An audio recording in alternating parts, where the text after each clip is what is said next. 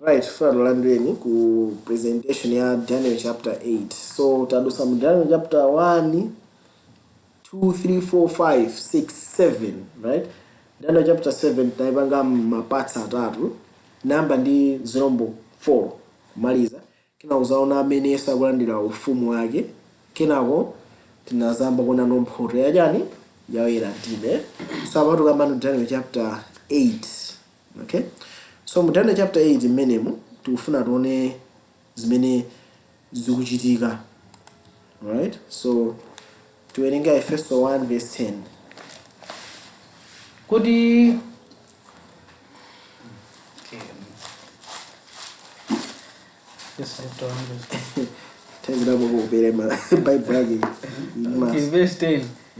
kuti pamakonzedwe amakanidwe a nyengozo akasonkhanitse pamodzi zonse mwa Khristu zakumwamba ndi zapadziko. Yeah, so tikaona chipangano chakale ndi chatsopano tikamafaniza zinthu ziwiri tiona nawo tino chipangano chatsopano kudzera mwa Yesu Khristu pamakaniritsidwe a nthawizo zonse zikusonkhanitsidwa pamodzi mwandani mwa Yesu zakumwamba ndi zachani zapadziko lapasi. Mu Daniel chapter 7 tikachiona bwino mu Daniel chapter 7 chikusonkhanitsa zonse pamodzi mwandani mwa Yesu. Ifa yona kuti no Lucifer anabwesa chinyengo chachikulu chimene chimafunika chionesedwe koma nthawi yokha imene idakatha kukwanitsa zonsezi. So kwamera nthawi imene Lucifer anaukira Mulungu anamusiya. Yeti koma Yesu anabwera anaonesera kuti no Mulungu yekha amene ali chikondi. Yeti Mulungu yekha ndiye ali wabwino. Koma no muchiweruzo chimene pa Daniel chapter 7 ndi imene chikuonesa kuti no ndo ufumu wa Mulungu okha umene ukutani ukugonjetsa. Ufumu wa Mulungu okha umene ukupangitsa anthu akhale abwino ndipo akhale anyani angwiro. Takuona penepe? Right? So mwa Yesu zonse zakumwamba zikusonkhanitsidwa pachani pamodzi. Ndonse zapadziko lapasi zikusonkhanitsidwa pachani pamodzi. Pamene chipangano chakale chinakhala ngati zithunzi zachititi chimene chichi. Koma mwa Yesu zinthu zikutani zikukwaniritsidwa. Ndikhulupirira verse yamveke. Right, so tikupitiriza kuona Aheberi 9 verse 10 akuti chani. Popanga comment sipangano chakale akuti chani. Aheberi 9 verse 10.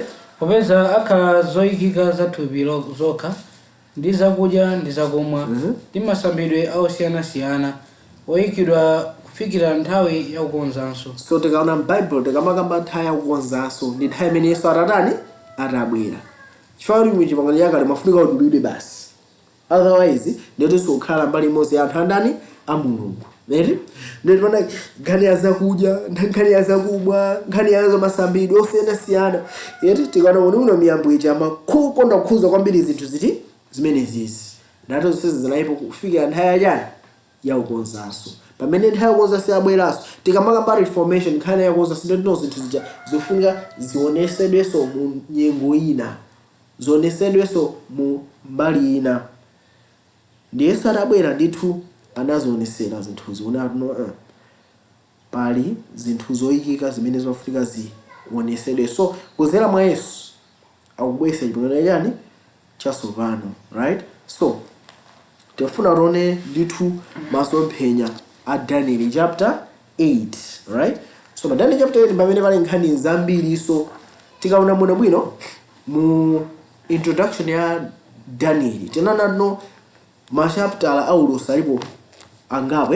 Daniel chapter 2 kuonesa zakubwezeshera kwa malo amene akutani akulamulira malo aufumu. Neti chifukwa no tikamala mu Daniel panatayika zinthu 4. Choyambira chimene chinatayika ndi mfumu ina Joseda. Malo ana Joseda ako anakhala achikulu zaka 70. China Joseda china ndi mapembedzedwe. Chifukwa kachisi tani anasalazidwa. Chomalizina ana Josedanso ndi anthu. Ku Israeli tikuona zinthu 4 zimene zina Joseda. Tikamanga za ufumu ndikama za zinthu 4. Mfumu, malo, mapembedzedwe ndi anthu. Amufumu. So Daniel 2 imabwezera malo. Yeti? Daniel 7 imakamba kwambiri za mfumu. Yeti kuti zonse zitheke pa Daniel chapter 7 kamba za mfumu. So ufumu tikaona muno Daniel mene tikola mu buku la Daniel zinthu 4 zidatayika kwa anthu ene a Israeli. komano zimezi zikubwezeresedwa koma kwa Israeli wajani amene ali mwa Khristu. So Daniel 2 tukamba za malo amene akubwezeredwa dziko lonse lapansi likubwezeredwa kwa ndani? Kwa anthu a Mulungu. Yeti Daniel 7 yokamba za kubwezeredwa kwa mfumu amene ali ndani? Yesu Khristu. Daniel 8 yokamba za kubwezeresedwa kwa Kachisi kapena tiona bwino no Kachisi amene akuyambira za jani za mapembedzedwe ama ufumuwo. Yeti pamene Daniel chapter 11 ndi 12 yokamba za kubwezeresedwa kwa anthu ama ufumuwo. So Daniel 8 yokamba za kubwezeresedwa kwa Kachisi kapena kubwezeresedwa kwa chipembedzo. So tiyambe mu Daniel 8 ndeti tiziona kuti tinotolekera kuti ndetopita kuti. Tiyamba pa Daniel 8 ndikumayenda bwinobwino. So Daniel 8 imakamba za nkhosa, imakamba za jani? Za mbuzi. Yeti? So tikaona bwinobwino nkhosa ndi mbuzi zimenezi zinthu ziwirizi ndi zimene zimagwiritsanso ntchito kwambiri pa tsiku la mu Kachisi. Yeti? So tiona bwinobwino zikuyimira chani. Tione kuona amenepa pa Daniel. Apa ndete pemphata lesatenge mabaibulo. Chifukwa inodakati tike vesi nali yonse ndikuti zilivuta. Komano apa ndete aliyesakha ndi mabaibulo ake tikhala ndithu tikuona Daniel chapter 8 verse 1 ndi 2. Chaka chachitatu cha Belisazara mfumu masomphenya anandionekera kwa ine Danieli. Yeah, so mu chaka chachitatu cha Belshaza. Belshaza anali mfumu ya ndani? Mfumu ya ufumuzi. Babule. Yeah, so ulosomena kuona mu chaka chachitatu cha mfumu yani ya Babule Belshaza, right? So that is another year. Adatha kundionekera oyambacha tu. Ndipo ndinaona masomphenya. Tsono kunali pakuona ine ndinali msusani nyumba ya mfumu ndipo mdziko la Elamu ndinaona masomphenya kuti ndinali ku mtsinje Ulai. So that verse 3 area.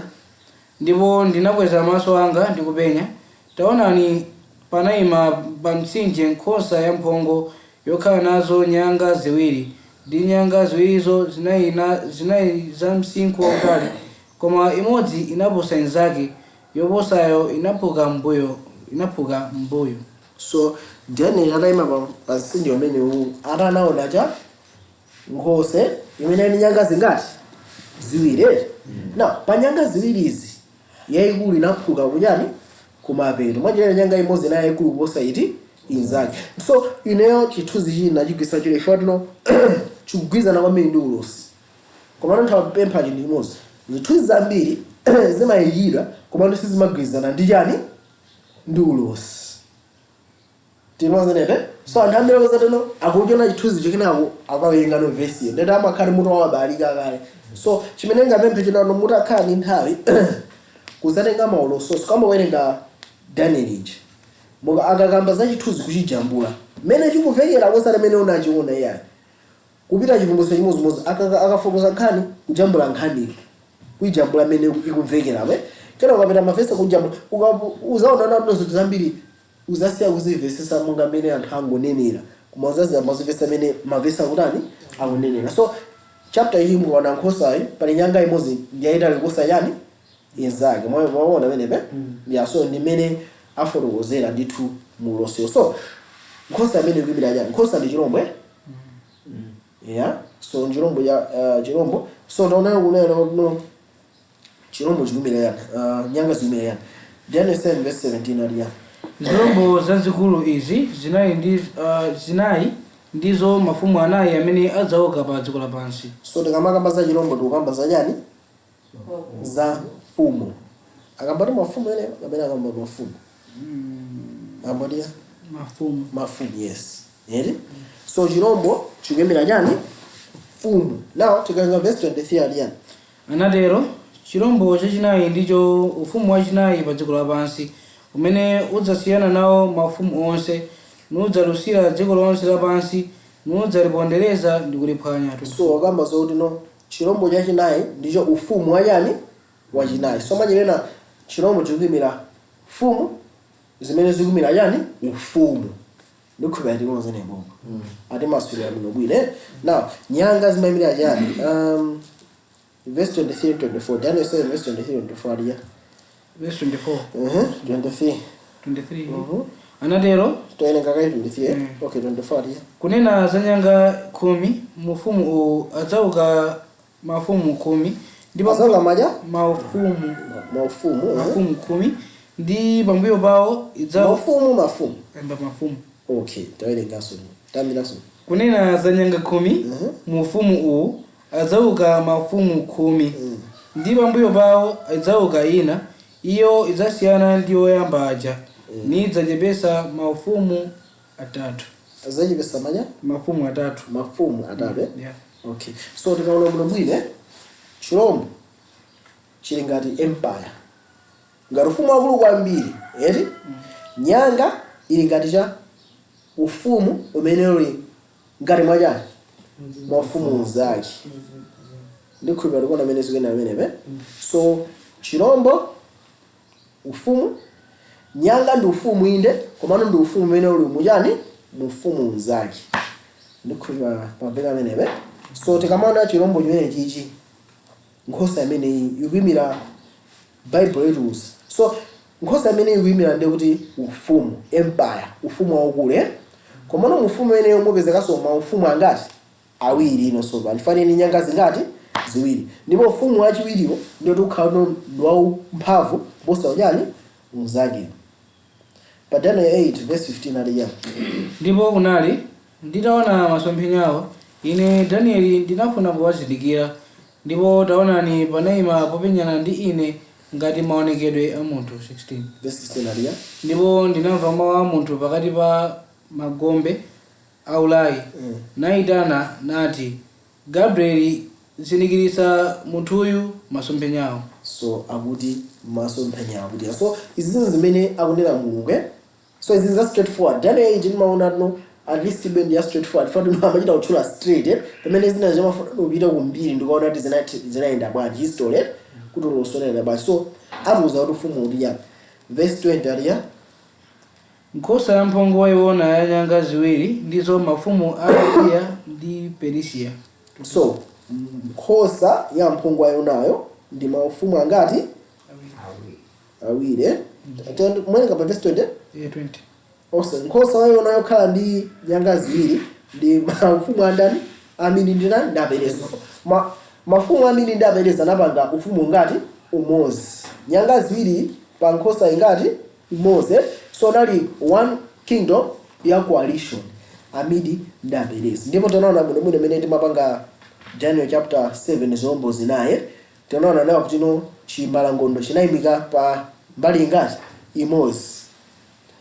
Tikaona pa Daniel chapter 5 ma verse awiri omalizira eti ufumu Belshaza itanyongedwa anakhala wolamulira ku Babuloni ndani Darius tinozeneve koma Darius sanali yekha. Darius sanali midi koma sanali yekha. Darius sanali ndi Cyrus kamena Koresi pamene amakagonjetsa Babuloni.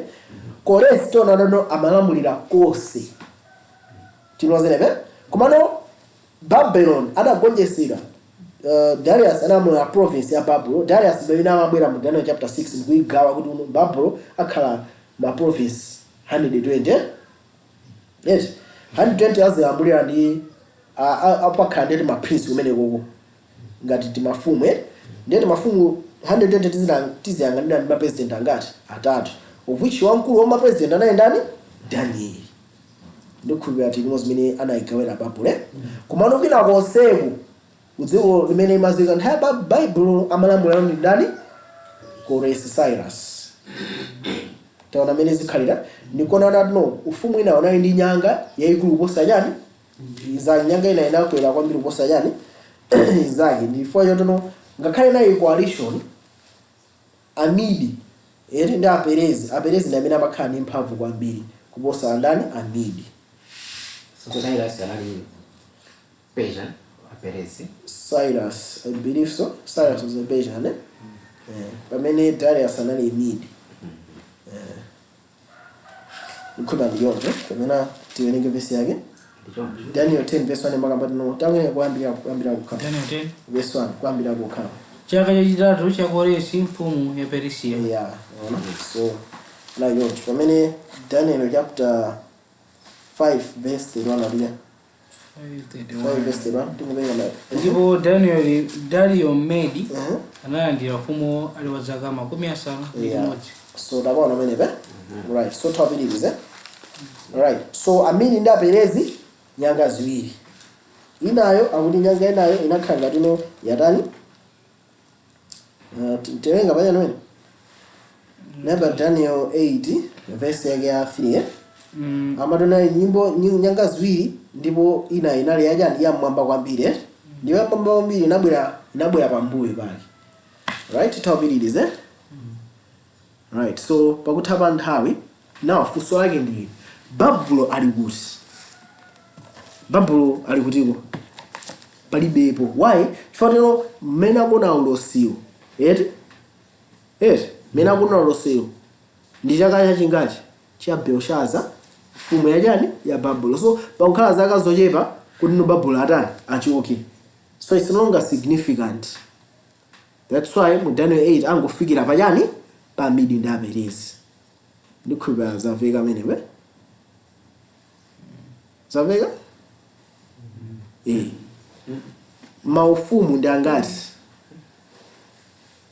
timambira ndija Babulo amidi ndaperezi Greece kina Rome mu Daniel 8 Babulo ali kutiko palibe chifukwa chonena kuti maulosi a Daniel chapter 2 mene amaonesa 4 linali mfumu andani wa amalamula anaenda Nebukadnezar nayo padutsa nthawi isanabwera amene ndani ndaperezi ikona mambira chani Babulo tinozenepe so pamene tikufika mu Daniel chapter 7 ndithu Daniel chapter 7 inayo kuti no amalamulira mu chaka choyamba tantalenga Daniel 7 ndeso analia chaka choyamba cha Belshaza mfumu ya Babulo Daniel anaona loto naka ipompo so Daniel chapter 7 mana mona masomphenya na chaka choyamba cha mfumu nda Belshaza pana nthawi ibe Babulo ikutani ikupita komano Daniel chapter 8 akuyona mu chaka chachitatu cha mfumu yajani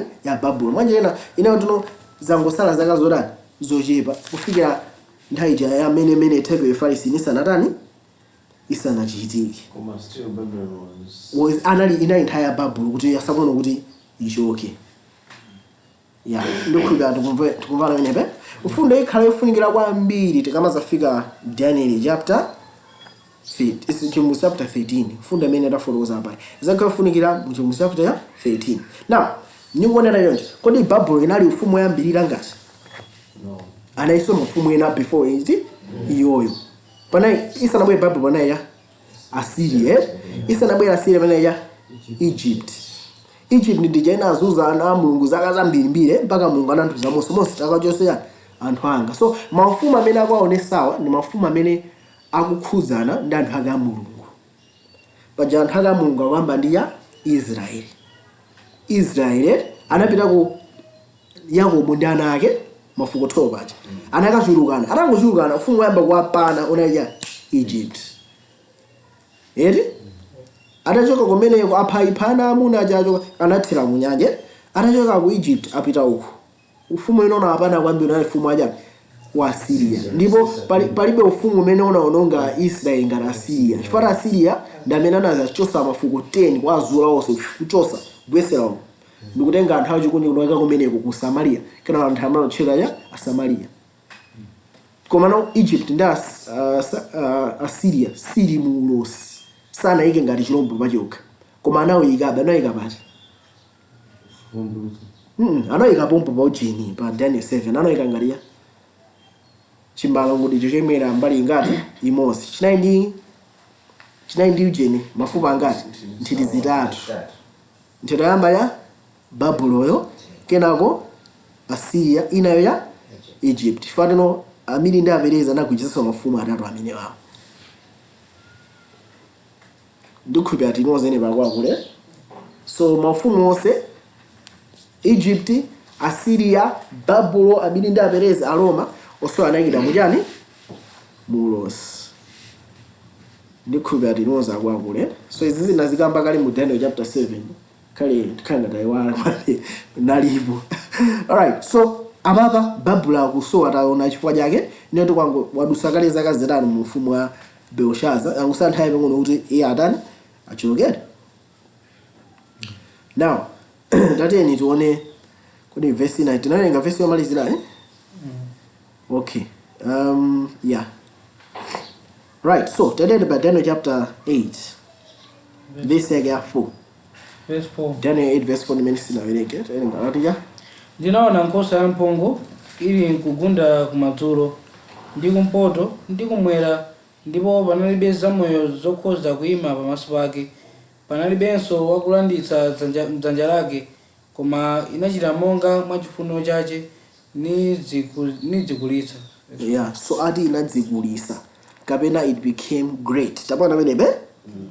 Yeah, so iyi ni fundo yofunika kwambiri tikamatsika musimu toona chifukwa chake.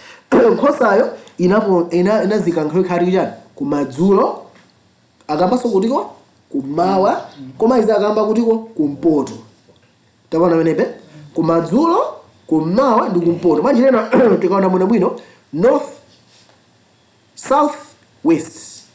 Yeti ndikumene ina pa ku south ndikuti ndi dera limene ufumu ambiri ndaperezi itagonjesa Babulo. Egypt ili kuti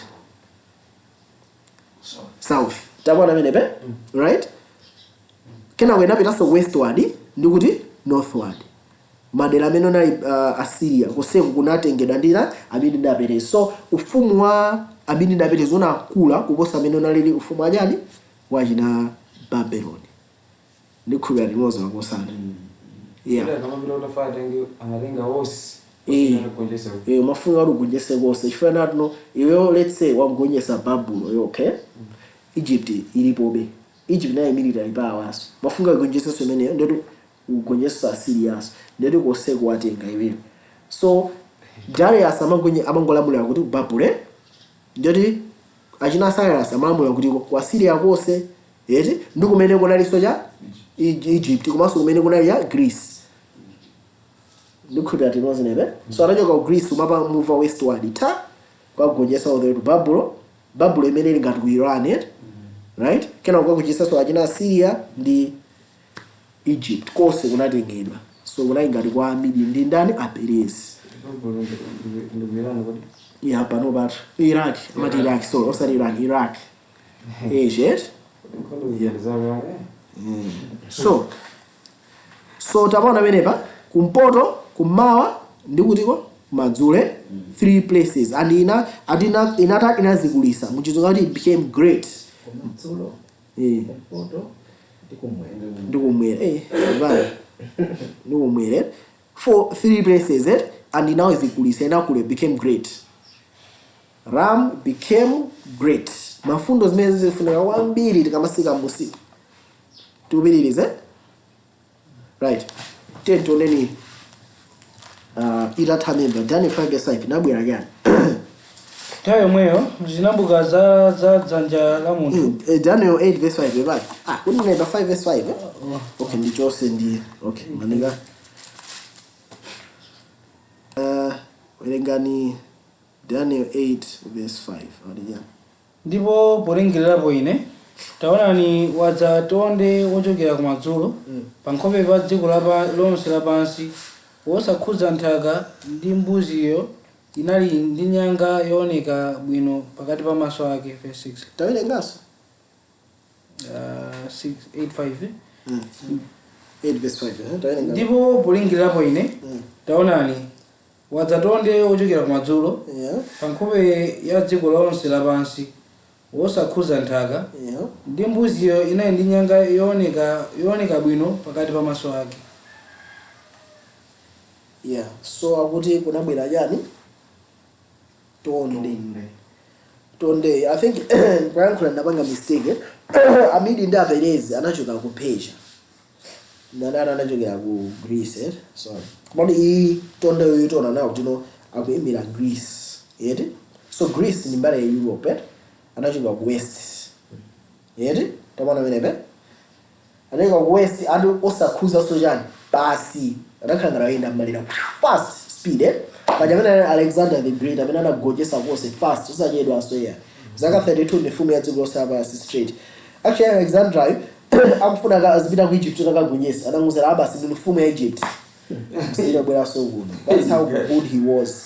Anautenga ufumu yake ndipita ku India. Ku India nthawi unayi maufumu yake utino amamenya nkhondo osati masewera. Actually mafumu awo umenya na ukaoka. Ifane kosa na mangu menyana amafika utino amapanga improve ma skills awo kwambiri. Ndine mkaneza nabira ku India ndikagonyesa ufumu Mose. Koma makosa nanyana yagonyesa Mose onse kwana chilamenya chikuwalisho ndikuti amene tinani tithana naye. Bali naye. Anyways, of course anali military strategist option. Ndibona afide yake nake Alexander amene atapita ku Sinja mafumu kaduse Sinja vile mbali na Sinja nalo kulu kwambiri. Ndana anaenda ndi chiame chake chose. Ameenda ku Sinja usiku. Ndiraizenda uko. Without mbali ya Sinja. Sinja ndowe.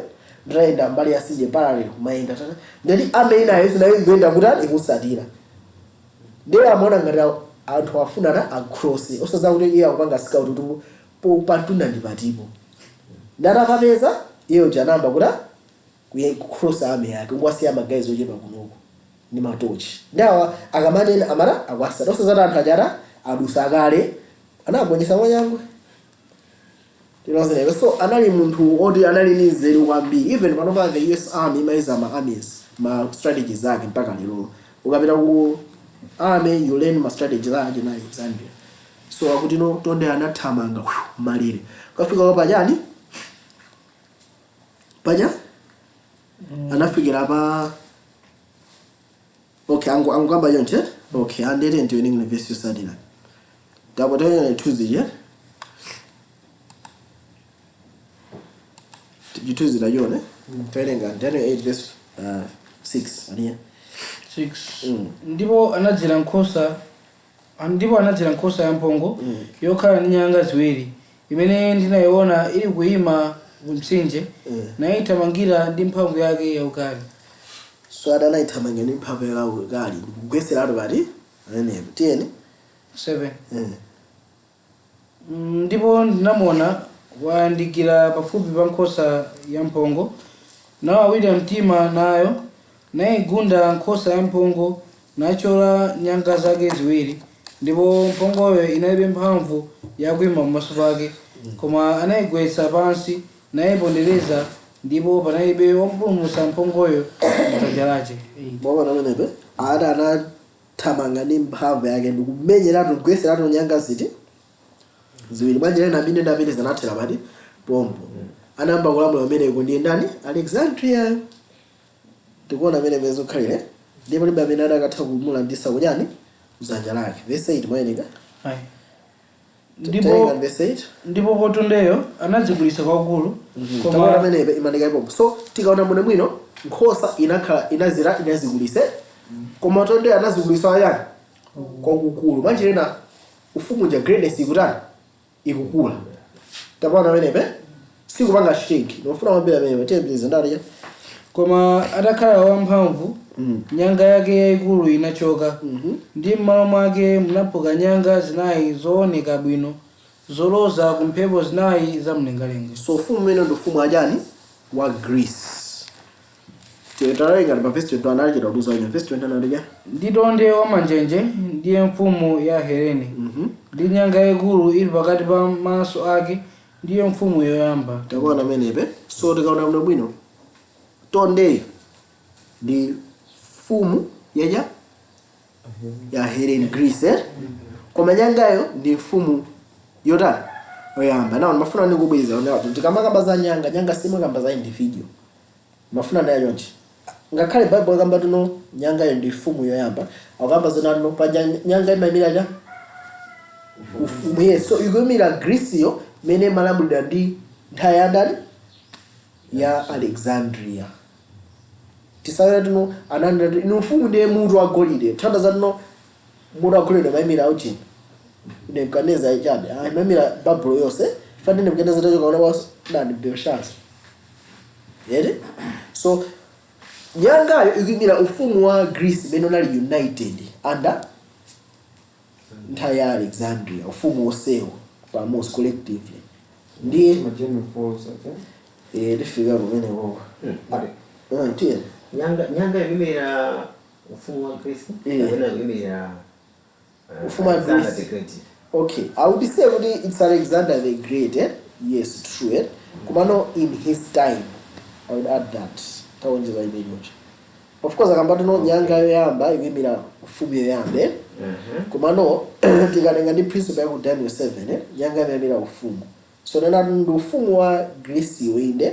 Kumano during reign ya ndani ya Alexander at that time period.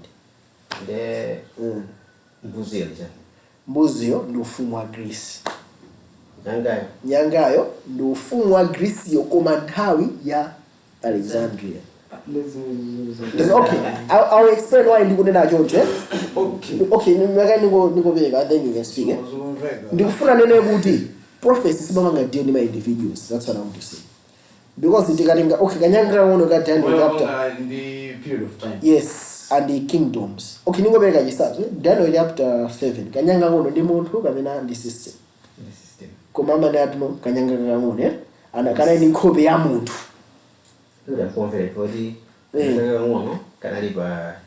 Yeah, that's the point. Yeah, now kanyanga ngono kanyanga ikagwa phu eh umazali follows itani zibwera of which the Magenos follow. Koma it's not Magenos follow because even after they died mafumu anapitirira. So, so we can't say Nyanga Ngono you Alexander just the person. I believe no, it's Greece in there. Kumano under Alexandria time period yake. Okay. Or study the individual alone. Okay, kumano Yeah. kusia. When I look the whole chinyamayo, represent Greece. Kumano ulengano Nyanga, ulengano time period under Alexander. Zusiana. Zosiana. Just like Kosage. Kosage memira ya Nyangazi memira ya Kosage tunayona. Kosage memira amedinda beres. Nyangazi just memira Cyrus ndi Darius aye. Memira amedinda beres of which akuyamba kumene anali Darius Cyrus. But Darius anachoka pana bwaso wina. Cyrus anachoka pana bwaso wina. So ababa adajoga Alexander Pana bwa 4. Sibana bwa so imosi. Aye, pana bwa 4. Kabla debuli muntawi ya nyanga imosi ya nyanga imosi. Yeah. Paleso mfumu ina. Anali Alexander ikhala. Okay. Komara ngotwa ya gwanyanga entire yatha pana bwa 4. Meaning to say 4 divisions within kingdom of Greece, 4 divisions. Which follows it. The magamba za Daniels ma generals follow which are my regions follow. I mean anapitira even after watata atapita. So now from about stress kuti kamagamba za nyanga sio kamba za muntu. Yeah, so we are saying kuti nyanga ingwemirira una kuti mfumu wa Greece koma no munthawi. Yes, yeah, Alexandria. Yes, thank you. I think I would be most because principle ingatisije bangaseda ababa ivuto kwambiri tikamba kufika no ku nyanga imene itaphukire no yaikumichi. Because we start saying and in Antioch as Epiphanes. Tifika kuno musiku Alright, koma tabangida mayankida mwini. Alright, tikafika mwina tisindika kwambiri tubiririze. Right, Daniel 8 verse 22 tayenga. Verse 21. Okay, ngwelenga sontene. Verse 21. Nditonde wamanjenje ndiye mfumu ya Helene. Ndi nyanga ikulu ili pakati pa maso ake ndiyo mfumu yoyamba. 22. Ndikuti zinafuka zinayi malo mwache mwa iyo itachoka. Adzauka mafumu anayi ochokera mtundu wa anthu. Koma osakhala nayo mphamvu ya uja. Mabona menebe. So nyanga zimemira yali maufumu. So inde the ufumu ha Helene kumano ndi ufumu onhaya ndani ya Nebukadneza. Tekasika umumu Nebukadneza anamalira 832. Anaba amamenya ma drinking spree awina 1 week Alexandria sorry. Nanaria Alexander sebanda. Ndaya Alexandria abezala mabanga drinking spree wina 1 week akumwata challenge anazi zake. Right? So anabanga fever nana dwala. Ndipo mwalira afuza amwe khaba singana ibeyana kuwe na ibeyana nayo so anara ufumuvira wa mphamvu ndane ni ma general 36 ndana mabenya na makosa na menyana osati masewere kena kwandasala ndosala ngati 4 ndipo 4 anangogawana ma 4 campuses ndikuonana no pazabuka maufumu angati 4 kumosala amphamvu ya uja fanena kuti anthu 4 wasanali ana ake andani Alexandria nkhondo yeniyeni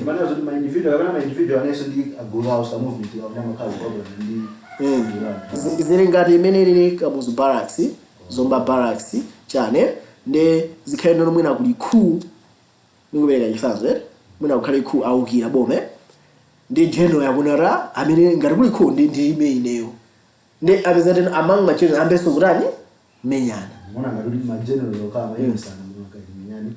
iso no makari nkhondo achino menyana fight iso na general ndi mbali yake makari general ndi ame yake kumamenyana 36 anasala 4 right so Alexandra nthawi yake ufumu yake unafika kumape nthawi yake fatino anamwalira right so anamwalira panazapezeka no ufumu unagawikana mama generals angati 4 tinozebe right so Lysimachus anatenga kumpoto umene unali Asia Minor ndikuchatika maka mabible maka mazaje na Ephesus, Smyrna, Laodicea, Philadelphia mipingo 7 inje inali ku Asia Minor ndikuya tinozebe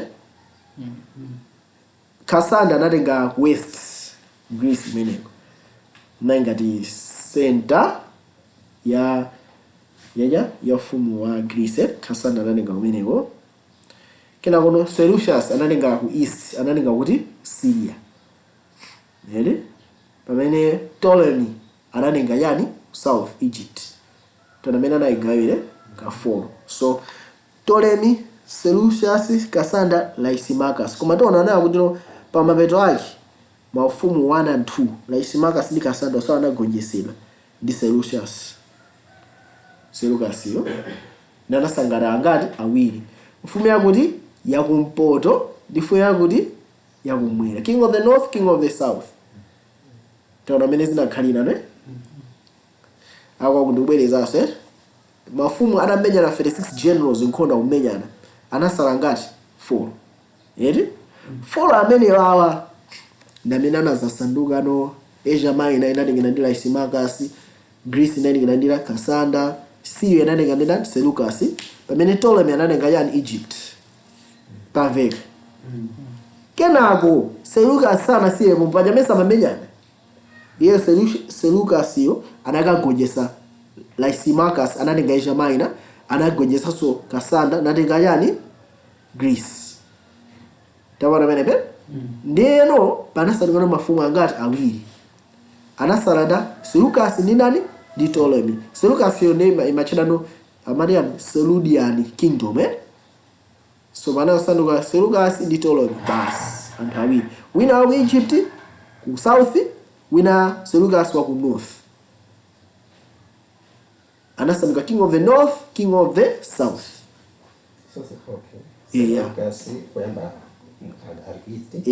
ali west ngari anasaluka wa ku north of Israel Israel jaiye tayone okay ningoika mapu yake so the god became very great okay right mina ndike mapu yake ningoika mapu yake taitoe na mapu okay ndike ujeni ndike Mariana iteka ba ICT okay in Hellenistic world BC Hellenistic entire Greece mwaona aba Egypt Ptolemy mwana amene Seleucus mwana west iruko mwana amene kwene kundia west ajina Lysimachus ikasanda Israel ilija baba pena baga ajina Lebanon aba Israel mwana Israel okay Israel east of Israel kuna jina ndani Seleucus south Israel kuna ndani Ptolemy west kuna jina Lysimachus ndi nani Kasanda tabana menebe so Seleucus yakangonjetsa Lysimachus ndi Kasanda wagonjetsa osewa ndilukaya south of Israel kuna Ptolemy Egypt north ya Israel kuna jina ndani Seleucus watenga kuseko ya ku north ikono. East uja wakutenga ndi kuja west wasanukano king of the north of Israel. Winayo wasanukano king of the south of Israel. Ndikubya bakumveka babosana ndi makuye. So zidateno zinatene Ptolemy uyu ndikika makwine awa Aseyugas awa anangodabadika ndikundenga Lysimachus. Araona choncho anatenganso ndani Kasanda onse kutengeratu basi. Maroza wathandiza tono ichi cha orange mali brown aukatenga kuli kwa green Lysimachus aukatenga so kwa Kasanda. Even if you can see it, Seleucus anali wankulu kuposa ndani Lysimachus ni ndani Kasanda. So kuna achina Ptolemy ku south. Ndaka mamenya nkhondo awa wa Seleucus amafunika aduse mu Israel akamenya nkhondo Ptolemy abwerera azilenga tribute ku Israel. Ptolemy nawo akafuna menya nkhondo apita ku north akamenya nkhondo abwerera amba so tenga tribute ku Israel. So Israel makangati ibwati pa nkhondo ya king of the north king of the south. So kukangana kusuku na tere nthawi imene atagonjesana kumangopirira mpaka kuti ukuku. Tavana menezo kalera. So Daniel chapter 11. So Daniel chapter 11 imakamba kama kadege mene so pamene Israel kuchoka kusande kwa litiro akubwera no jani spiritual ndete makosana so afunika saweso jani spiritual so pano. Ndete the last war ikamaza malizika pamene akuti no Mikaeli azanani azayimirira ndani anthu ake ifatino mkulu yuyu azakhala ali spiritual king of the north here azafuna tabange invade chani anthu ake a Mulungu. Fatale saka mmenya nkhondo amafunika apiteso akangonjesa zake akangatenga tribute ayingati imene amapangira makosana migodi akamenyana amene awina ndi amene azinandira iwe kwa basi weno ngodi ujano so banazinandira makonda makawe akazamenyanaso amene awayo azanandira makwa inu iwe mankhalo opirika basi sinifuna yankwenza ndale ni ngumuzi amene zimakhalira kome so muzize this is fun yeah. Yes. No uzana mbali. Okay. Kobano wa illustration ya ndai besese. Ndukube ati pale mene tamusia mbuyo. Tabidilize. Right. So, Daniel 8 verse 9. Ndipo mwimozi ya izi mnapoka nyanga ya ngono imene inakula kwa ukulu ndithu. Yeah. Kuloza kumwera ndi kumawa ndi kudziko lokometsetsa. Tabana menebe akuti mumodzi mwanyani mwa izi panaphuka nyanga yajani panaphuka nyanga yajani mjiya mali nyanga yang'ono imene inakwera kuchoka kujani inakule inamba kufikira kutiko kuloza kumwera ndi kumawa ndi kudziko lokometsetsa kudziko lokometsetsa. Manjirena tikamba kupanga study maulosi a Daniel 2:7 tiona nawo no nthawi zonse Greece imasatira ndi chani ndi Aroma tinozenebe. So kanyanga ng'onoka sangakhale munthu mmodzi yayi eti ifuna ikhaleso chani ufumu. So out of these horns baja Greece inagayika pa 4 Yes. Yeah. So if you don't know nyanga follows zinatuluka tikaona pa Daniel chapter 8 verse 8 audiana ngufuna maloma the last phrase Daniel 8 verse 8 audiana ndi malo mwake munapoka nyanga zinayi zooneka bwino zoloza kumphepo zinayi zamlengalenga. Yeah. So nyanga zinayi zinaphuka zoloza kumphepo zakuti zinayi zamlengalenga. Right? So akamati kanyanga ngono kana phuka eri ndio ndino kamene kaka kanyangaka kakuphuka manjirena kukandena kuloza so kumphepo zinayi zayani zamlengalenga manjirena out of the 4 direction winds pofunika pa utulukeso ufumu wina andona ati Aroma anatuluka di in one of the 4 kingdoms yajani ya Greece anamba tulukira kuti kumpoto. Well, ajina Seleucus kuja ndikubya tili mozi makosane out of one of these pajata sala 4 anazasala nangati awiri. So kumfumu ya kupota kwa Seleucian kingdom achina Seleucus still na history yake kuna rugano achina ndani achina Rome komano for now ndipanga diverge pang'ono ifoto tufuna toni zimene makosana akapita kwambiri ku masukulu a theology zimaphunzira disease so funa ndingozimangatapo so tikaona bwino bwino Daniel 2:7 Rome amabwera after Greece so phrase mene modzi mwa yuzo out of the four winds came a little horn and hamina manata mene zili chonchimu ndio ku Greece mafunika mfumu ingati imozi ngati zenye mafuna tichose jona no nyanga imemira munthu mmozi ija so anthu amene ati panabwa ma generals 4 namene ngati generals 4 kanyanga kono kanete kafunika kakhaleso munthu amene akuchokera muti mene mumu komano pali mfundo zingapo zimene ta crash out zisisonapitirire mfundo yama ndionera kuti tinalenga Daniel chapter ya Daniel 8 verse yake ya 22 anachira kamba nawo ndi maufumu angati 4 nyanga 4 ndi maufumu angati 4 ndiye ngati pakubwera kanyanga kakang'ono kamene kakuphuka kwambiri ifunika sekhale ufumu wa chinamba chani ufuna ukhale ufumu wina osati munthu iyayi amene angakwanise izi ufunika ukhale ufumu osati munthu fana nyanga 4 ndi mafumu angati 4 so that's the first part imene ikuchosera to idea imene kuposa iyi osati nikhulupira tilozenebe alright so ena a theology amene atino amene ndende ndi Antiochus aivindeti 4 Antiochus the 4th amene ali Antiochus Epiphanes amene ati amene ndi amene awanitsa zimenezi so tendonene ma arguments awo so argument amanena kuti Antiochus amalamulira ku pote kumene unali ku Seleucus ndiye kumachita ati Seleucian kingdom so ifana amalamulira kumene kuku paja tenana tuno akasesereka amafunika aduse ku Jerusalem akamenya nkhondo kuti ku Egypt kwa Chinatolemy Achinatolemy sana akafuna amenya nkhondo madusa kuti ku Israel akamenya nkhondo kuti kumeneko akamabwerera ife tawina muzidwasa ife ngodi iwono so bana nikhulupira kuti zimene zokhalire so zimateno so awawa atamenya nkhondo atawina anauza Yerusalemu anayapasa Yerusalemu malamulo so tikamana mabuku amakabiz ndi achina apocrypha ineos wambisi mainenga because nkhani zambiri zimakhala zimachita kudabwisa kuti izizi so anyways kumano tikatenga buku la good news la Katolika lichi Bible la good news mukapeza mabuku amene apocrypha so mutha kawerenga ma reference ake amenewa so amene atino makabiz kwambiri ndi history kwambiri imene imachitika nthawi ya china Greece history so iye anayika ma sanctions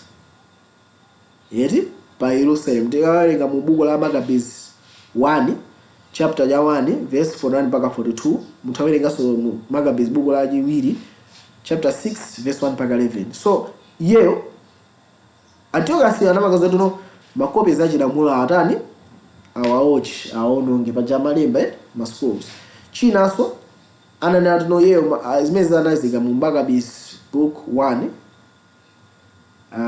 chapter 1 verse 60 maso muzibezeka so unadno Makabiz book 2 chapter 6 verse 10 mena nadno ndulide utani uthere anathesa undulide mu Israel ngati lamulo lake right chinaso Makabiz book 2 chapter 6 verse 6 ananadno sabata alithesaso na Yesu muona menepe so ya manara kanyanga kuno ndikati kameneka so chimene anapanga yeyo ndicho anayikisa maguwa asembe achikunja amilungu yako Greece mu Makabiz book 1 chapter 1 verse 54 ndipo anakakamiza Ayuda kuti azidya nkhumba book 1 ya Makabiz chapter 1 verse 62 ndipo yeye anayika chiguwa cha Zeus mulungu wa mpheze anachika mukachisiwa mene tikapezeka mu Makabiz book 2 chapter 6 verse 1 2 so yeo zosenzera wazilezazi kulesa kudulidwe kulesa kulesa dulidwe, anayesa dulidwe, anayesa Sabata. Sisi kungo lakwisa amakuti uziphedwa iweyo. Chinaso Maccabees book 2 chapter 5 verse 15 to 21. Tempo Kachisi uja anapezana akachosa zinthu za mukachisi. Right? So sisi zimene anapanga that Antiochus ndiye anthamana tamaona Antiochus tiona mavesi akamakamba no mwina tingwerenga mavesi we kuti tionate anthu akuzigwirizana. Daniel chapter 8 kamba Zaka nyanga kunuka verse 10 mpaka na 12 adia. Verse 10. Nigula kufikira khamu la kuthambo ndi zina za khamulo ndi za nyenyezi inazigwetsa pansi nizipondereza. Verse 12. Inde inadzikulitsa kufikira kwa kalonga wa khamulo nimchotsera nsembe yopsereza yachikhalire ndipo khala malo ake opatulika panagwetsedwa. 12. Ndipo khamulo linaperekedwa kwa iyo pamodzi ndi nsembe yopsereza yachikhalire mwakulakwa kwace nigwetsa pansi choonadi nichita chifuniro chake nikuzika. Tabaona wenepe so anthu amaona amaba ikulesa chani nsembe ikuponyanso kachisi chani basi. So anthu akana timaona iye anapereka nsembe ya nkhumba mukachisi kuikagwa chonyasa eri. So anthu amanalazo sizikukwanisa kuti no Uyuda Antiochus anazitani anazikwanirisa. Tikuona amene anthu masule amenepe kumano tikaona muno bwino panabwera anthu amene kunabwera kwina akamachedwa Judas the Hammer. Osati Judas Iscariot koma Judas amene amachedwa the Hammer fana nali mwana wa nsembe. So anayipangisa kuti kukhale kuwukira kumene kunachitika pa nthawi imeneyi, right? So iyeyo anapangisa kuwukira kumene kunachitika. Okay, so zimene awazi. Yeah. Zimene awazi. Konsensa mbedwa hopos. Yeah. Zinawanesi through Antiochus Epiphanes. Yeah, is this argument? Yeah. In the argument, Antiochus Epiphanes anali mfumu ya Maseludians ati. Mfumu ya kumpoto. Ina wanga zosizi. Zona wa ndamini muntu ayo kuti mwana wa sembe. Ai umwana sembe ndizina magamba. Mazikamba chifanya. Okay, mazikamba chifanya Judas amene mwana sembe the Hammer ndamene anapanga revolt kukangana ndi makosana awo achina Antiochus. Okay. So Judas Maccabees amene anapasata zina kuti the Hammer anali mwana wa sembe anabweresa kuwukira against Maselusids amene ngati mfumu ya kumpoto. Ndatawukira mu chaka cha 165 BCE. Judas anapanga control ya Jerusalem anayitenga, right? So temple Kachisi jana khangatani amukonzanso kumuperekaso wa Mulungu ndipo anabweresa ndithu phwando la Hanukkah, right? Yeah, so arateno anakhazikisa Hasmonean dynasty amene amalamulira okhana apapano kufikira nthawi imene Aroma anagonjetsa mu 63 BC, right? So tikamakamba za book 1 book 2 ndi 4 ya Maccabees imakamba kwambiri za zimene zimachitika nthawi achina Antiochus kuti mfumu ya Antiochus kwagonjetsa anthu akandani Mulungu. Alright. Perengani mfundo ija. Mariba. Okay. Anani mfundo gani fuso? Yeah. Kana hiyo ndio nazo sina kama customer theological perspective zena. Yeah. Wanazo kuti verse 9. Nyanga yemo ni mwenye bila habari. Kana mapeleka zana ama sababu ngudo ni azuri. Anawitine. Antiochus uji. Yeah. Mano in reality. Antiochus definitely when I within. Yeah. Nyanga follows. Yeah. Mwanjira ina Antiochus Epiphanes tikamakamba za nyanga follows akina Kasanda, Ptolemy, Seleucus, Lysimachus. Ptolemy zonse zimene anachita zili nkati mwa nyanga follows under nyanga ya imene inasanduka achina Seleucus. Right? So tikaona muno mwina panali nyanga ngobwesa, panali nyanga zingati follows. So Ptolemy anali ufumu anyani wa Seleucus. So Ptolemy is still under this Ptolemy zimene akuchita mu histories, right? Sitikuzikana zinachitikadi. Koma ali under Seleucus. Mnyanga imeneyo. Ndikhupira tilo zenebe. Mani pesa ndothandauza? But mnazana zote kwa nazagawanyika kwa masala Ptolemy ndi Seleucus anagonjesa jina Sigmaso ndi Cassandra. Yeah. So Okay, ni manena kuti zitatha mafumu folo atasala folo laisema Kasa anagonjesera. Kasa anagonjesera. Awiri iwo anagonjesera ndi Seleucus. Ndikhupira tilo zenebe. Tilo zenebe makosane. Now, atagonjesera George pamene pamabwera nonkulu amati ndani zina lake Antiochus. Antiochus anali mfumu ku ufumu wa Seleucus iyo. Ndikhupira timozi makosana bene kuthandauza ndi kumpoto. Kumpoto. So pafunika mabwere nyanga imene itakule kuposa ufumu umenewu. So zimene zosakuzikwanirisa angokhala ngati mufumu anyani wa Seleucus iyo sizota kubwera ngati nyanga pa iyo ngati ufumu wina woposa so ufumu anyani wa Seleucus iyo. So ndaje anatoa cha kusogoma ina kulongoswa. Aba ndia kubona. Aba tunaje zinachitike zote kwa salamu nje na wi. Zinachitike kai. Pale tidi aba. Aba zimene forogozaze. Nyanga kugonjesa ababa okay aka pamene akubwera akutengera side slide ndikungoforogoza okay kutengera nthawi Antiochus pamene akubwera ndikuti makosana awiri wagonjesera kale ali under Seleucus. Antiochus Epiphanes amabwera kapena anyways tingoona history yake tingoyerenga tiwere Antiochus kubwera mfumu wa Seleucus ali like king of the north. Ptolemy is still in power. Ptolemy ali in power ku south kuno kumpoto kuli ndoto yachina Antiochus Epiphanes yacha. Yeah. So anyways tingopanga history yake. Ni successor of Seleucus. Manjira ina he's one of the successors. Fanani banga hapo anaiba ambi. Alright. So tingopanga pa Judas the Hammer atabwera analanda control anakhazikisa dynasty yao. Aroma atabwera anagonjesa amalamulira bendi ya Rome. Right? So book 1 2 3 4 1 2 4 imagamba za persecution ya Antiochus. So book 1 and 2 imaonesa no struggle imene nalipo military struggle ya jina Antiochus yono. So tukaona mabuku amene ndi ambiri chabe. Right, tupitize. So ma scholars ma Bible amanata zimene anapanga Antiochus kupita ku Yerusalemu ndikaika poso nyama ngati achina nkhumba za unclean ndikuzapitisa poso madijani mafana achina Zeus acha ati zimene zinde kuti no zinali kuti no ama achina Antiochus yo ndikanyanga kang'ono ndiyoti akuipisa Kachisi komasa akubondeza yani basi tamana venepe.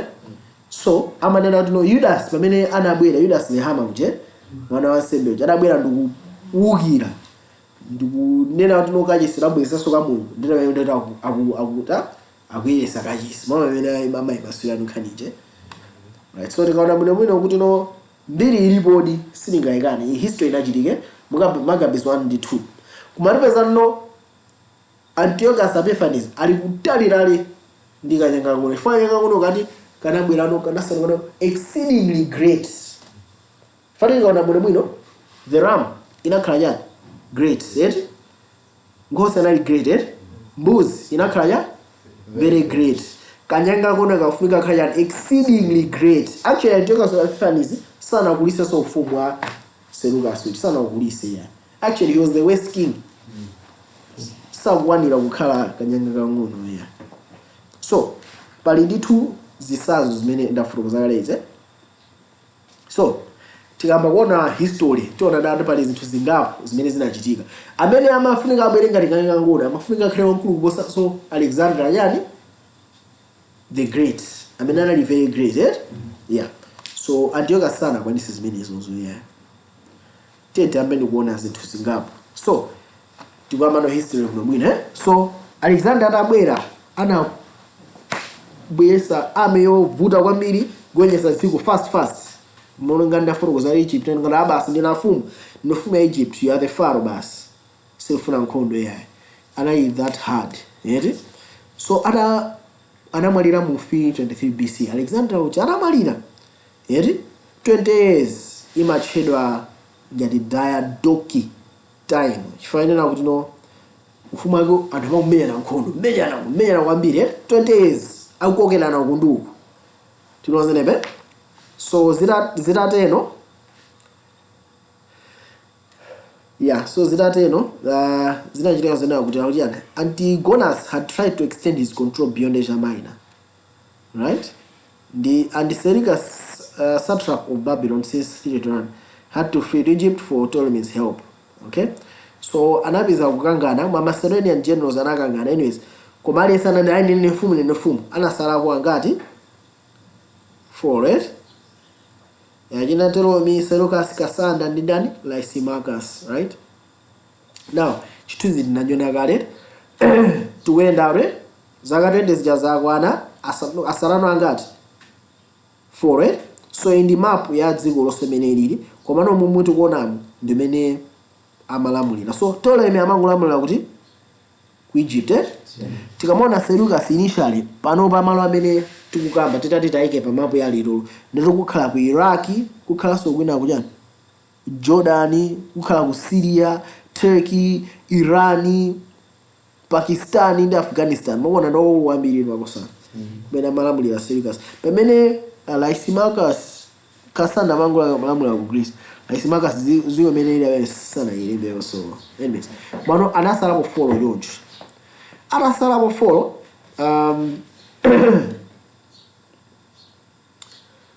mu battle mene inachitika mu zaka 301 Lysimachus anatenga mbali mozi ya Asia Minor.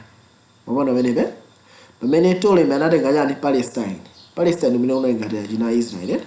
So Seleucus anatenga malo a Syria paka Babylon, right? So pamene baba Ptolemy ndi Seleucus anaingati no mafumu awiri amene atani asala. Seleucus wakagonjesa ndani? Seleucus anagonjesa ndani? Achina Cassander ndi Lysimachus osa awameze. Pamene Ptolemy anakwanisa kuti no kuchoka Egypt anangotenga mbali mozi ya Palestine imene kuli ngati Israel ndi Jordan kudenga amene ku. So Israel anakhandana nabo yaso dominion ya Egypt. Anakangati okay zimachitika chonje tikanana nagonjesa ndeto nazipereka tribute. Azipereka chuma, mapereka chume. Ndeto anagonjesa ndeto akhangana wantenga so Israel uchi apereka chuma uko. So the person ndo tanda ve? Anali under the control of King of South. Sisiru Egypt ya tagali komano ntaye mbali ya Egypt ya kulamula ndi Ptolemy. Tili under Greece rule no so man. Mbona ngati Ptolemy main area yake na Egypt. Main area yake na Egypt inde. So that's exactly Israel was going tribute with Egypt to go under Ptolemy Greece, yeah. Komana akagonjesa na nifumu ya kupondi tazipereka tribute huko kupondi. Yeah. Okay, so Seleucus anatenga gawo lalikulu la Alexandria ndi maiko onse kuchoka Asia Minor, India, kosi Seleucus. Tapana menepe? Ndiyoti ngati kubwera kanyanga kakang'ono kafunika kakuli kuposa apapa. Ndikupita tinozene ndikufuna history nkhanangi ndimeneka. Tupitirize? Right. So tinaona mwino kuti Lysimachus anagonjesedwa. Yeah, so ndithu ma island a Mediterranean ndamene amalamulira so ndani Ptolemy. So tikaona ma generals forward anaza kusanduka mafumu awiri. Yedi Seleucid Empire King of the North ndi Ptolemy Empire King of the South. Anasangana awiri ndikupita kusatire. Yeah, so tikaona mwino zinatene Greek Empire Seleucus anagonjesa Lysimachus ndi Cassander. Anagonjesa Ptolemy anakutenga ngati tima island tina ta Mediterranean Sea. Ndikupita ndi Mediterranean Sea ndiyo nje. Galisa limene kuma Mediterranean Sea ndi ma island osewa awanatenga yeyo. Ptolemy ndi Palestine initially kumana mamenya na nkhondo malanda na Palestine. Ndela amene anagonjesa Palestine ndiye watenga su Israel. Choncho. Tubidirize? So Ptolemy ndi pamene akubwera ano. Paja zaka timwerengazi, zaka achina 200, maona menepe. Paja zaka za BC timabwera mbuye, timabwera ku 0. So Ptolemy rise of Antiochus pena kubwera. Antiochus Epiphanes analamulira Seleucid Empire kuchokera 175 mpaka ya 164. Right? So Antiochus the third amalamulira so ku Seleucid Empire, king of the north. Antiochus wachitatu anamwalira mu chaka cha 187, right? So Seleucid Empire inakhangana ina mavuto ambiri. Chifukwa mwana wake wa Antiochus wachitatuyo analamula kuchokera 187 mpaka ya 175. Koma anthu anapezana mutani amupha. Tikuona mene zokhala ambirize. Ndataphedwa mwana wa Antiochus the third amene tikuti mwana wake ataphedwa chichitika nchoticha. His son mwana wake Seleucus wachifolo amene amachita Seleucus the fourth wa Pilota anangolamulira 187 mpaka 175 ndikuphedwa. Kenako chichitika nchani? Antiochus Epiphanes uja amene amabwera ano muzaka za 175 ngakhale samafunika akhale yani mfumu. So watike anafotokoza amene ndi history anafotokoza amene zinakhalira. So anamenya nkhondo ya Magnesia Antiochus amakhala ku Rome. Antiochus amakhala ku Rome mwanga hostage. Okay? In connection with the reparations Antiochus the Great had to pay. Right? So muzaka za 175 ye anapangida release. Antiochus yo anapangida release ifwa jotuno Seleucus wachifolo Philoptra wamene anali mwana wa Seleucus the third uchi analowelerapo. Ndi anasinthanisa kuti Antiochus atuluke ndikupereka mwana wake Demetrius kuti akakhale hostage. So Antiochus anapita ku Athens imene kuli ku Greece. Nthawi imweyo imene Seleucus the fourth mwana wa Antiochus the third anaphedwa ndi minister. The history anyways. So Antiochus the fourth with military sanction of Pergamum monarchy Mount okay, my name is winning guy.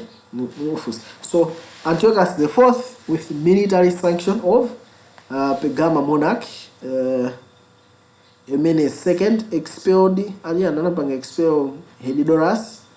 Okay, ndipo anatenga ufumu popanda Demetrius amene ali mwana wake wa ndani wa Antiochus amene ali mwana ku Syria. Okay, so okay there for was Mariba mafuna fusoria. Point number 2. Okay. Now in 175 BC, he was released by the intervention of his brother Seleucus the fourth Philopater, who substituted his own son Demetrius the first as a hostage. So much another big monarchy. What a company free with Antiochus Epiphanes uchi. Okay. So okay, ukaona baba uambire baba kuti iveke point number 1. Taleka point number 1 ka. After the battle of Magnesia, Antiochus lived in Rome as a hostage in connection with the reparations Antiochus the Great had to pay. Yeah. The reparations was reparations ndio nkhondo ikachitika mukamenya na nkhonde amene aluza na amene amalipira. So tikaona ababe apa ndofuna tone abe pali anthu angapo osiyana-siyana amene tikuwaone. Antiochus the third amene akulamulira 187 Antiochus the third ndi amene akutchedwa Antiochus the Great. Madaba uli how special was Antiochus? Ufika ulo jamba ukabanga substitute mwana wake kuliye akalusi. Okay, pali makosana angapo Antiochus IV Epiphanes nduyo. Mabona amene point number 1. Antiochus amene tikumuyangana Maccabees. Now Antiochus the fourth. Pamveka amene tukuyendera. So Antiochus the third ndi amene akutchedwa Antiochus the Great. Amene mu 187 anabweresa ndithu chisokonezo kwambiri mujani Seleucid Empire. Fare analuzaso nkhondo ijayi na ufunika alipire ma reparations tapitiza Antiochus the third. So uyuyu atamwalira Antiochus the third uyu mwana wake ndi amene amafunika atanalamulire. So mwana wake Antiochus the chani mwana wake Seleucus the fourth ndamene akulamulira kuyambira 187 mpaka ya 175. Taona meneme Antiochus III wamwalira 187 nthawi yomwe mwana wake Seleucus the fourth akulamulira kuyambira 187 mpaka ya 175. Okay, so mwana amene Seleucus the fourth atangophedwa Antiochus amene tikuti Epiphanes ndamene akulowa no mmalo kutenga yani ufumu ngakhale samayenera kutero. Nde masalida akubwera ndi amene atafotokoze kuti Antiochus IV akutenga bwanji ulamuliro pamene Seleucus IV waphedwa. Topilize tukuyamba apo akufotokoza amene zidakhalire. So battle imene anamenya ya Magnesia Antiochus amakhala kuti ku Rome kumene anali hostage pamene amafunika kuti apereke ma reparations kuti akuza nkhondo. Antiochus the Great had to pay. So Antiochus the Great is Antiochus Epiphanes. Ni Antiochus the Great. So muzaka za 175 BC anamasulidwa by intervention of his brother Seleucus IV Philopator, who substituted his own son. So Seleucus the fourth Philopator anapanga substitute na Antiochus the Great jaran ampange release ku nkhondo. Tenga mwana anga mupange release, right? Okay, ndeto tupilize mabosane. So many Antiochus anali kwa Athens ino sobano. Seleucus the fourth ujano warani waphedwa no sobano. Anaphedwa ndi chief minister. Okay? So Seleucus the fourth waphedwa chiitika nchani. Antiochus the fourth ujana amene tikumangana uja with military sanction of Pegame monarch Eumenes II anapanga expel Herodotus and usurp the throne. So Herodotus ndi mwana wandani wa Seleucus. Anapanga expel Herodotus and usurp the throne to exclusion of both Demetrius and the late king's young son of Antiochus, still a baby in Syria. Okay? Ndikubira zavega meneza khalira baba. Sizuvega. Antiochus, okay. Okay, niko focus the third point here. Okay? Antiochus ali wa Athens. Seleucus the fourth akutani waphedwa ndi chief minister wake. Seleucus the fourth waphedwa ndi minister wake. Zavega menebe? Amene ali ndi mwana wake amene akufunika ata alowe mmalo wake. Ngati yeye mwana wake salowa ndi brother wake satakutani atakulowa. Tamvana menebe? So kula amene iyu amene tikumuti Antiochus the fifth anatenga army with the sanction of Pegame monarch Eumenes. Anagwisa ntchito uyu kuti amuthamangise Herodotus kuti akalowe m'malo mwake. Ndipo iye atangolowa Antiochus anapeza kuti wammana ndani Demetrius komanso mwana wa mfumu Antiochus amene anali mwana kuti ku Syria. So Antiochus the Great anayese ni mwana winanso. So anapeza kuti amadidwe wangolo amuyeyo. He usurped the throne manjira ina. Anyways, tangopitiriza. So Antiochus the fourth ndi amene anakhala mfumu ku Seleucid Empire. Right? So yeye analamula 175 mpaka 164. Okay?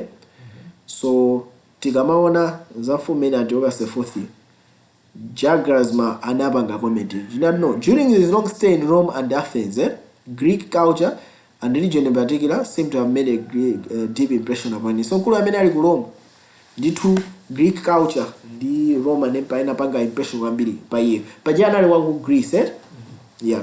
So yeye anakhala ku Rome ndi ujeni. So ndangona mbali anali innovative anali mwajangwe amatha kusintha zinthu mwawu. So anazitcha yekha zina la Epiphanes kuti no ndi mulungu onekera. Anazitcha yekha kuti mulungu onekera. Okay? Sipo ndeye zomwe anapanga replace statue ya Apollo ndi Zeus ku Olympic. Okay? Anyway, so character Antiochus the fourth akuti chani.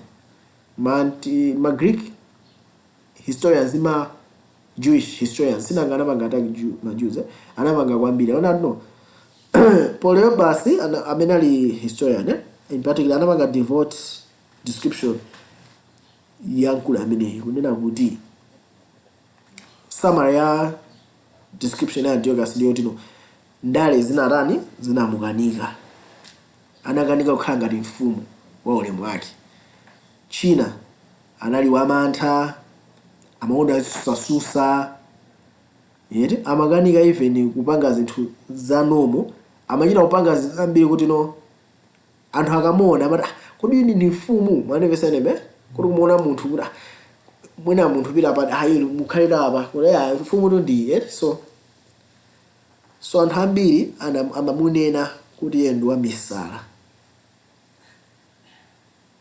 malo mutazi mutcha kuti ni mfumu mulungu onekera. So anthu amamwina Epimanes instead of Epiphanes. For Epimanes ndi wamisala, Epiphanes ndi mulungu onekera. So ngulu yuyu wotere angakhale kanyanga kang'ono no yeti. So history imanena Antiochus anali wamisala osati Antiochus the Great yeah. Right? So China so China no another nail in the coffin no fundo ya Antiochus abifanyisa kanyanga kang'ono. Fuda yako ndenena kuti Antiochus sana ipangise Seleucid Empire kule. Koma analuzaso nkhondo zambiri. Amaluza nkhondozi kwa Egypt. Zimene ipangisa mfumu ukhaleso kuta ukutsika nthawi imene anali mfumu. Tamva menebe? Fundo yofunika mbiri imene kuti no akamamenya nkhondo ya mfumu ya umpoto ndiwose amemenya abeza lino akamenya aluza. Nthawi yake so yakhala bwanji the great pamene Seleucid Empire azizanga anayikulise wakunyeza chine chamaye na kunyesa ku Syria koso kupanga unite yatabwera kama ukuluza nkhondo kwa China Ptolemy mfumu ya Ptolemy so he is not the great. That's the point mnafora nini because of it is right tingobirize ngomaliza Daniel 8 verse 8 to 9 audio 8 verse 8 ndipo tondeyo anadzikulisa kwakulu koma atakhala wamphamvu nyanga yake yaikulu inachoka ndipo m'malo mwace munaphuka nyanga zinayi zooneka bwino zoloza kumphepo zinayi za mlengalenga 9. So nyanga itachoka panatuluka nyanga zingati 4 right kuzoloza kumphepo zinayi right.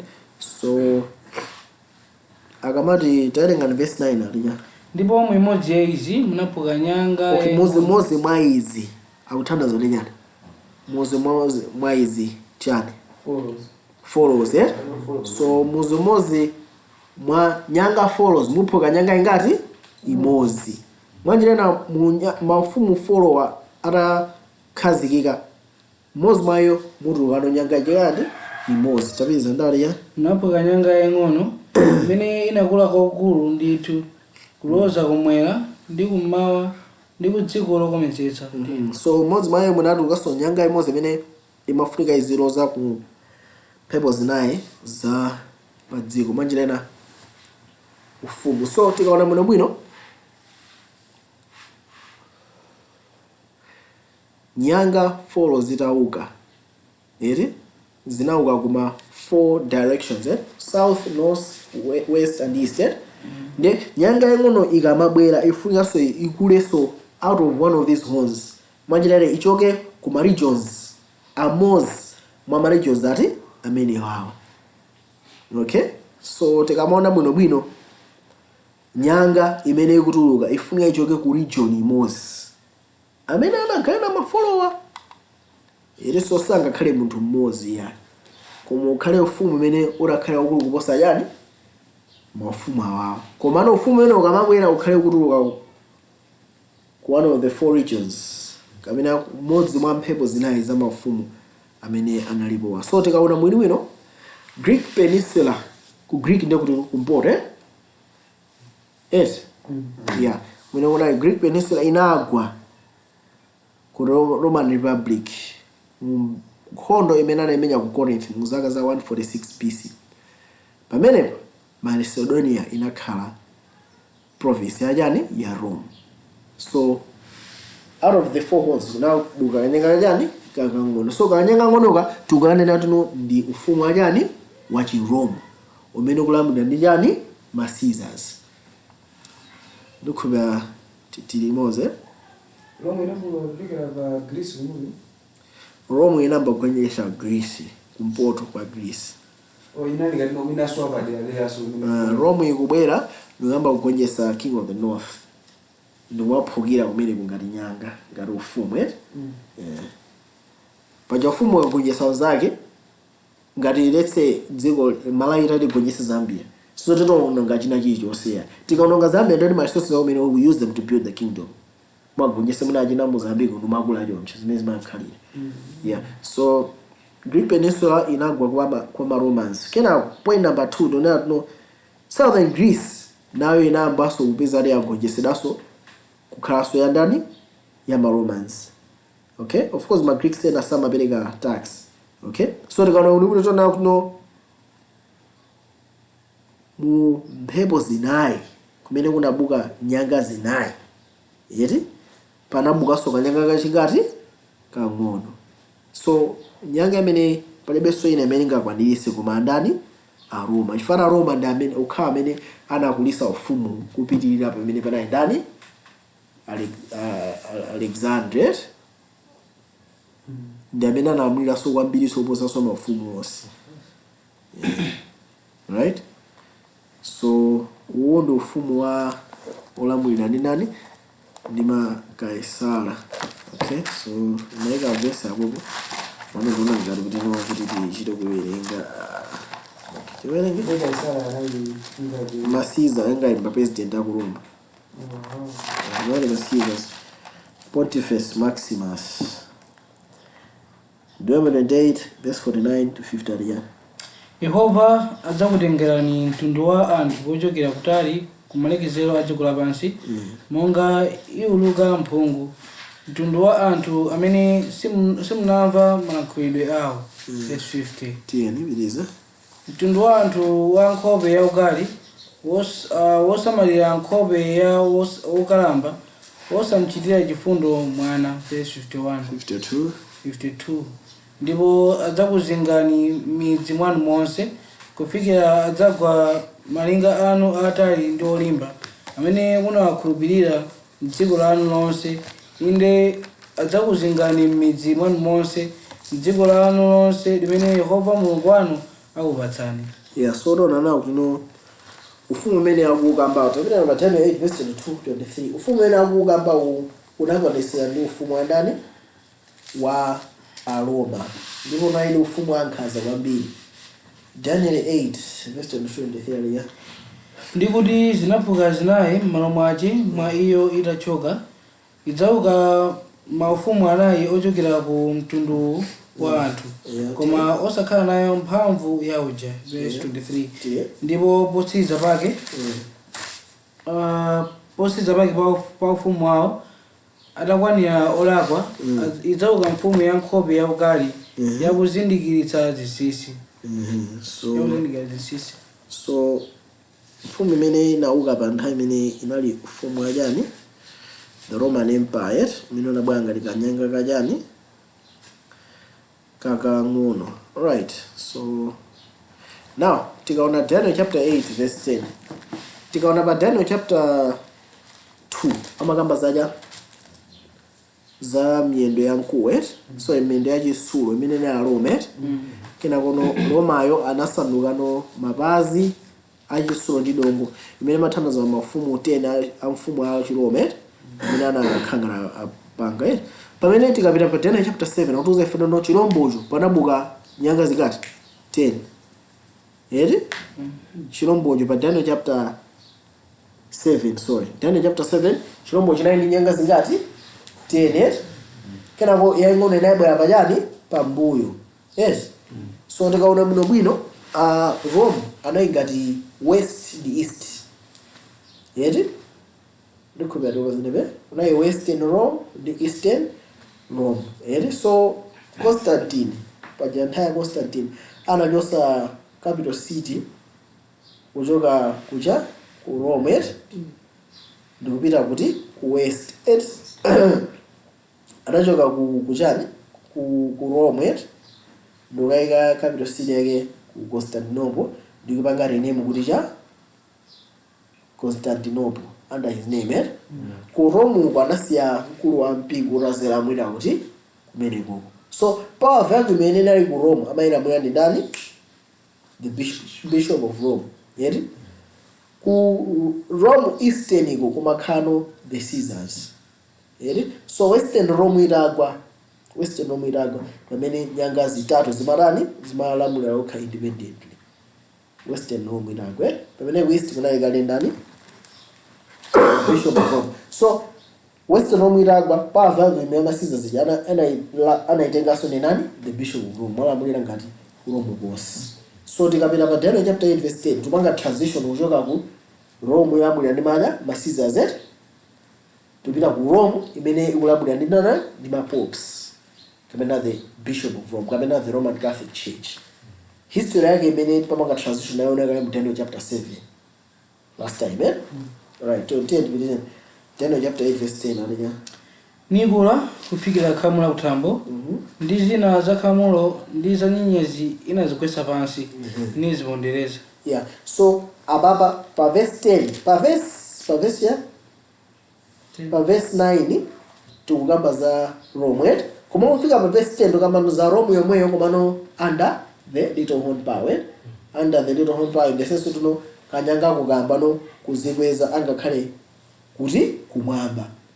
Fana Rome sina bange invade kumwamba. Yeti zinzamwamba sima zikhuza. Rome inangomanga invade ku 7 ku Pleasant Land, inamanga invade even ku Israel.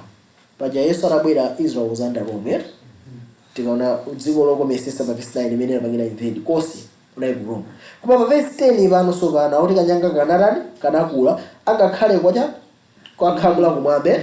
Apapa pa verse 10 patupanga transition into Rome ruled by popes. Yeri pa verse 10 ime. Now tikamakamba za khamula kumwamba verse 24 ngani Daniel verse 24. Ndi mphamvu yake idzakhala ikulu koma si mphamvu yake ayi. Nidzaononga modabwisa, nidzakuzika ndi kuchita ndi kuononga amphamvu ndi anthu opatulikawo. Mwana wene. So verse 24 about transition into Rome ruled by popes. Kanyanga ngono gacha kakukwera inde kufika kumwamba. So ababa pa verse timanenga verse 24 alizakhala mphamvu mosali ndi mphamvu ya yani? Mphamvu yake. Mwachilenda tikaona pope bina malamuli anaibe ame yake. Kumaona maiko amazipirika okha ngachina Clovis muzaka za 508 anati ame yanga panopa izipanga zonse za yani? Za pope. So naona kuti veni kuti akazole nyanga zitatu ziti. Ma astrogoths very line mahando zonse anagonjesedwa due to influence ya yani? Ya pope. Ata panga kuti mafumu ako susa nkhani za Trinity and etc. Analandira ziphuzi za Arius ndipo amacheda Marian Halls onse anazulira by 538. On time inali ngati Rome joma ikulamulidwa ndi ngati influence ya church. Yeah. Right? So anaini mphamvu mosali yani? Mphamvu yake. Yeah. So akamaza no aza wononga. And this time after Constantine. Ajina usaja David. Muzaka za 538 kumapita wet. Yeah, so akamati khamula kumwamba akugamba kuti chani? Who are the host of heaven? Taona ndi Daniel 12 verse 3. Yes, 3. Ndiyo nengaso nchizungu. Etoyenga verse 3 ya. Ndipo aphunzitsi adzawala ngati kunyezimira kwa thambo. Ndi iwo otembenuza ambiri asati ochilungamo ngati nyenyezi ku nthawi za nthawi. Mabwana amenepe amene ati aphunzitsi adzawala ngati thambo lakuti la kumwamba ndipo amene otembenuza anthu ambiri ngati nyenyezi ya ku nthawi za nthawi. So tikamakamba za khamula kumwamba tukamba za anthu amene akusatira ndani? Yesu Khristu. Kamba za Khristu. Efeso 2 verse 6 ituza choncho. Verse 6. Efeso 2 verse 6 alija. Ndipo anatiukitsa pamodzi natikhazikitsa pa zonse pa ndiyambiraso. Ndipo anatiukitsa pamodzi natikhazikitsa pamodzi mzakumwamba mwa Khristu Yesu. Amene ali mzakumwamba pomwe zili Kristo Yesu ndi ndani. Ndi a Kristo amene ali mwa ndani mwa Yesu Kristo. So akamaka zoti inakwisa khamu la kumwamba inaukira eti akamba za kanyanga kang'ono kwamba nokulowera mu nkhani zachani zokhuza chipulumutso. Akhristu amano kutani kupangira persecute. Anthu amene akukana ziphunzitso za mpingo amano kuthidano chani nkhondo. Ndikhupa mfundo imene yaveke. So anthu amba kugonjesedwa. Anthu amba kuenda persecute ndipizeni Daniel. Okay.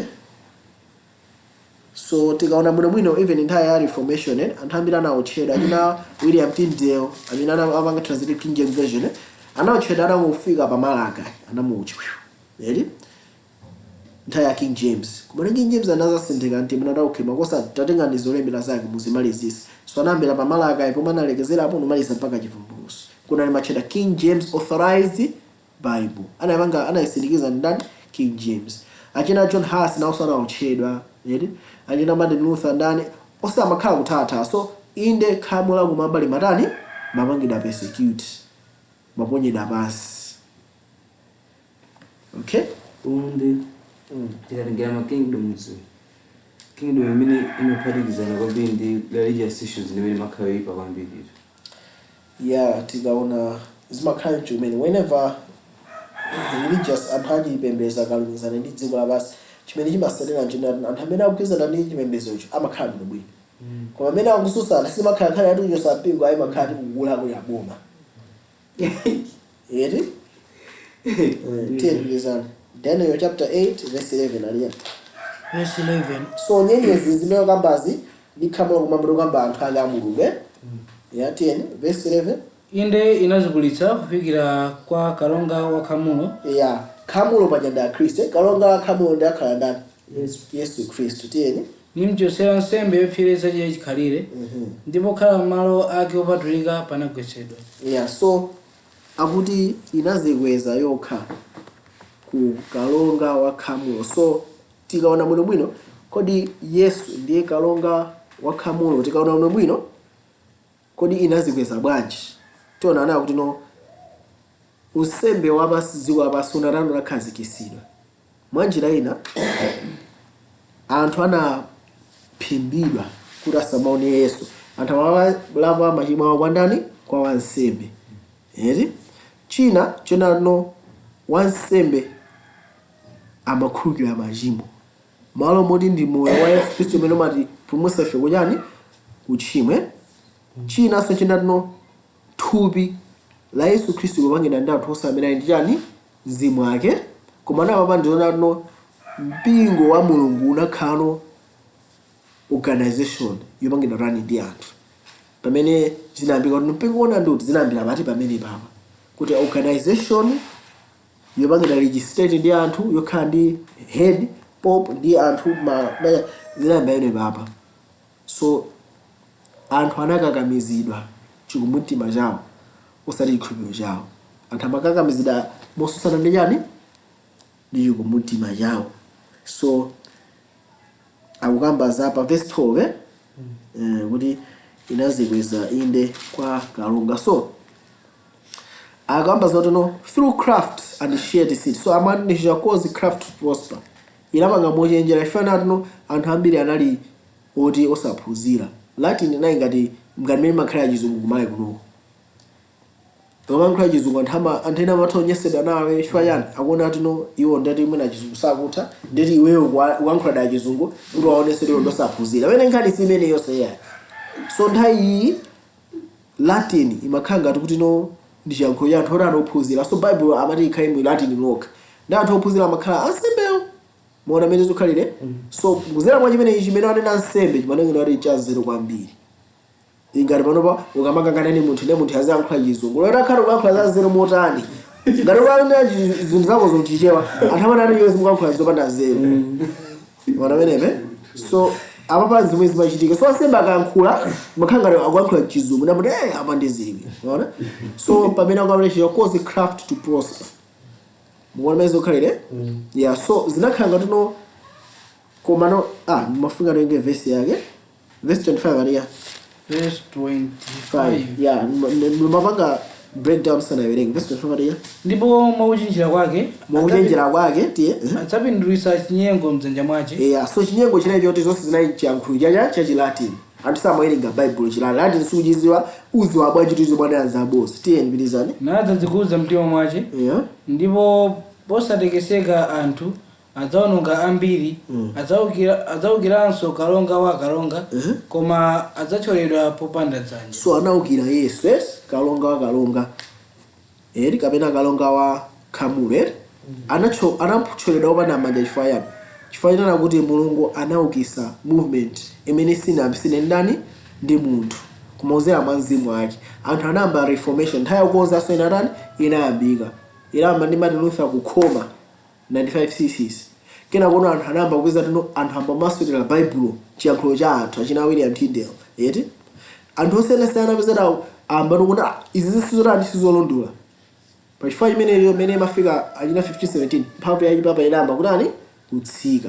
Kufika 1798 amene anamangidwa papa ndi General Napoleon ndikuthesa ufumu wa chipape. Yeah, so tona nato ma reformers ndithu anagwirisana ntchito ndi Mulungu ati azathyoledwa popanda manja. Unseen hand inagwira ndithu. Mawu Mulungu anapita kwa anthu ndipo anthu anakwanisa kuwerenga ndikuzindikira boza ija ndimene. So amati tinaona pa verse chapter 8 verse ya Daniel 8 verse 12 kuyambirako 8 verse 12. Audiya. Ndipo khamulo linaperekedwa kwa iwo. Yeah, so khamulo linaperekedwa kwa ndani? Kwa iwo. Tikamakamba khamu, so tikamakamba kwa nyanga yang'ono kunaperekedwa khamu. Yosha 5 verse 14. Tawerenga audiya. Nati iyayi koma tawerenga tayambira verse 13 audiya. Ndipo kunali kukhala Yoswa ku Yeriko, anakweza maso ace napenya, ndipo taona panayima munthu pa ndunji pake ndi lupanga lake losolola mdzanja lace. Namuka Yoswa kuli iye nati iye uvomezana ndi ife kapena ndi adani athu. Verse 14. Nati iyayi koma ndadza ine kazembe wa nkhondo a Yehova. Pamenepo Yoswa anagwa nkhope yake pansi napembedza nati kwa iye anenanji ambuye anga kwa mtumiki wace. So Yoswa anati ndine kazembe wakhamwe kazembe wa nkhondo a Yehova. Yeah, kazembe wa nkhondo a Yehova muchizungu za host. Amene anakisa ntchito apa kuti kazembe wa nkhondo amafunika akhale host. Anyways, mukhana tikamaka Yoswa anakumana cha ndongana zoti Yoswa anali kazembe wachi. Usana Yoswa anali munthu okay. Yoswa 5 verse 14 munthu anayankha kuti amene anakumana ndi Yoswa anayankha kuti ndine kazembe wa nkhondo yake ndani wa Yehova. So mane akamakamba tuno muchizungu anakamba musiyana chifukwa akukamba za 5 verse 14 mane akamba tuno and he said nay as captain of the hosts of the Lord. Maona wene zosiyana captain of the hosts come. So akamakamba tuno and host was given him. Kapena kuti anajipasa khamu kanyanga kuno anapasa khamu mwanjira ina ma armies anazipereka ukha kwa ulamuliro wa chipapa. Ndikhuba timozi nebe pa Daniel chapter 8 verse 12 ma army anazipereka ukha ulamuliro wa chipapa imene zokambira amene popo. Okay, so nditu chonadi akuti pa verse 12 tayari kamapeteko chonadi chinamwedera pansi. Kodi tikamati chonadi chinamwedera pansi tuthandizo tiyani? Tawerenga ndi Yohane 1 verse 17. Chonadi chinamwedera pansi Yohane 1 verse 17 aliya 17. Chifukwa chilamulo chinapasidwa kwa Mose. Chisomo ndi chonadi zinadza mwa Yesu Kristo. Chilamulo chinapasidwa mwa ndani? Mwa Mose. Chisomo ndi chonadi zabwa mwa ndani? Mwa Yesu Kristo. So tikamakamba za chonadi, what is the opposite of chonadi? Opposite ya bodze. Kumana ababa sawa kama jonjo ya. Akamba zote nthawi ya Mose chimene anali system yonse inali ngati chifanizo yabe. Inali chifanizo. Nthawi ya Mose inali system ya mafanizo. Komano reality ya zeni zogwirika zinabwa nthawi ya ndani ya Yesu. Tikamaona nthawi nkhosa maphedwa aseme matenga mwasi. Nkhosa afa yathera pati pompo. Wana nthawi Yesu akabwera afa ngati mwana wa nkhosa koma Yesu atani auka moyo uli mwa ndani mwa iyeyo ngati wasemba ndi pasachani moyo wake. zonse zimene zimachitika nthawi kunali kachisi chanu sizatha komano uno ndi Yesu Kristu amene akutumikiradi mungati mukachisiwa kuti wakumamba. So the reality of everything anthu amadulidwa ukuku mdulidwe nali chinthu chotani chionekere komano tikapita kuchipangano chatsopano chimene chinaloyesa chinalowa m'malo mwa mdulidwe ndiya mdulidwe wachani wa mumtima komano tikapita kwa Kolosi Paulo anakamba zoti no ubatizo ndimene lola m'malo mwa chani mandulidwe.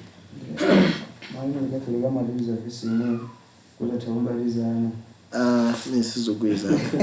Okay, talengana ya Kolose 2 verse 12 to 13. Kolose 2 verse 12 to 13. Chifanya nati sizogwizana kuti kubatizana. Mdulidwe mapangidwa akwane. Chifanya nikupereka chisanzo yonse. Abraham ndemene analandira mdulidwe ali wamkulu. China chizindikiro cha chiyero chimene analandira kale. Mdulidwe was a physical sign. So kuti ukhale mwizera mafika wabade physically, that was a type chifanizo. Kuti ubadwe uchene mwizera machina urani kubadwa. Munjikula chatsopano kuti ubade ngati Israel wa Kristu ubade so mwachani mwasopano. That's the whole point. Koma kuti ubade so mwasopano funa upange chisankho Iyo kunja umelingeona. Ndai verse point yawo kale kuti amadulidwe ali mwana. Koma no tikuitenga but that's not a valid point because abo kutenga litiro kuchibwesa sokukuso ngati type imakhala ngati kachidole umajesa zako je chidole ngati kuma chifafana ni mwane maso awiri mene one is not real mwana literal truth tikamama truth ndekuti no ndiyo cha moyo chogwirika, right? So tikaona Akolose 2 verse 12 to 13 aliya popeza munayikidwa m'manda pamodzi ndi iye mubatizo omwemonso munaukitsidwa pamodzi ndi iye mchikhulupiriro cha machitidwe a Mulungu amene anamukitsa iye kwa akufa ndipo inu pokhala akufa mzolakwa ndi kusadulidwa kwa thupi lanu anakupasani moyo pamodzi ndi iye mmene adatikhululukira ife zolakwa zonse. So achinaseka zinzambiri akamati chinaponya chonadi pasi mwanjira ina anthu a Mulungu zonadi zimene zinabwera ndi Yesu zinatani zinasoweratu zoti kuli wansembe zatani zapita zokuti mpingo weni ndi anthu osamene zibwera zatani zapita. Alimene panali mfumu inake papa ananoza ndilima aki akumwamba ndadziko lapasi ndaki anthu akumene kosakafisa zipita kumwamba anthu mpaka akafuna kunchosa mfumuyo mfumu inachita kakamizika anthu kupita kumuona ipopo mfumu ya Vatican ndikayika mapanja ndanayoza kuti ubwere opanda chani Sabata anayima mu khoda mwene 3 days asana kumane ndani ndi papa kina kanabweza ndakukhwika basi ndasegula mwamba anthaza kusamapita tinozenebe zimene zosekesa koma nthawi imene chodadi chaponda chani basi Bible ni mulati anthazo abwanji tinozenebe so chinawanga practice for chonadi chose ma realities onse enieni tikamaka zoenda ndi tikamba za ma realities amene mabeza maiso zonse zapita kulumizana ni Mulungu uzere mwa wansembe kina kwa wansembe akamve kwa ndani kwa makadi bishop akamve kwa makadi ndo zakafika papa akamve kwa Mulungu kena kuzabesu kwa papa kwenda bishop zile kwa Mulungu zivile kwa papa zivile kwa nani kwa makadi zivile kwa bishop kwa wansembe kwa iwe ono sobano umvano kwa Mulungu jonjo. So the whole system was completely destroyed. Chona ndicho sachiponya yani basi it's mpaka panopa kumano nkhani yako ndionena kuti no ineni makhupira tuno it's not only them almost everyone amene indi denominationalism amapanga choncho, so we can't judge it. Right, tend to be lizeni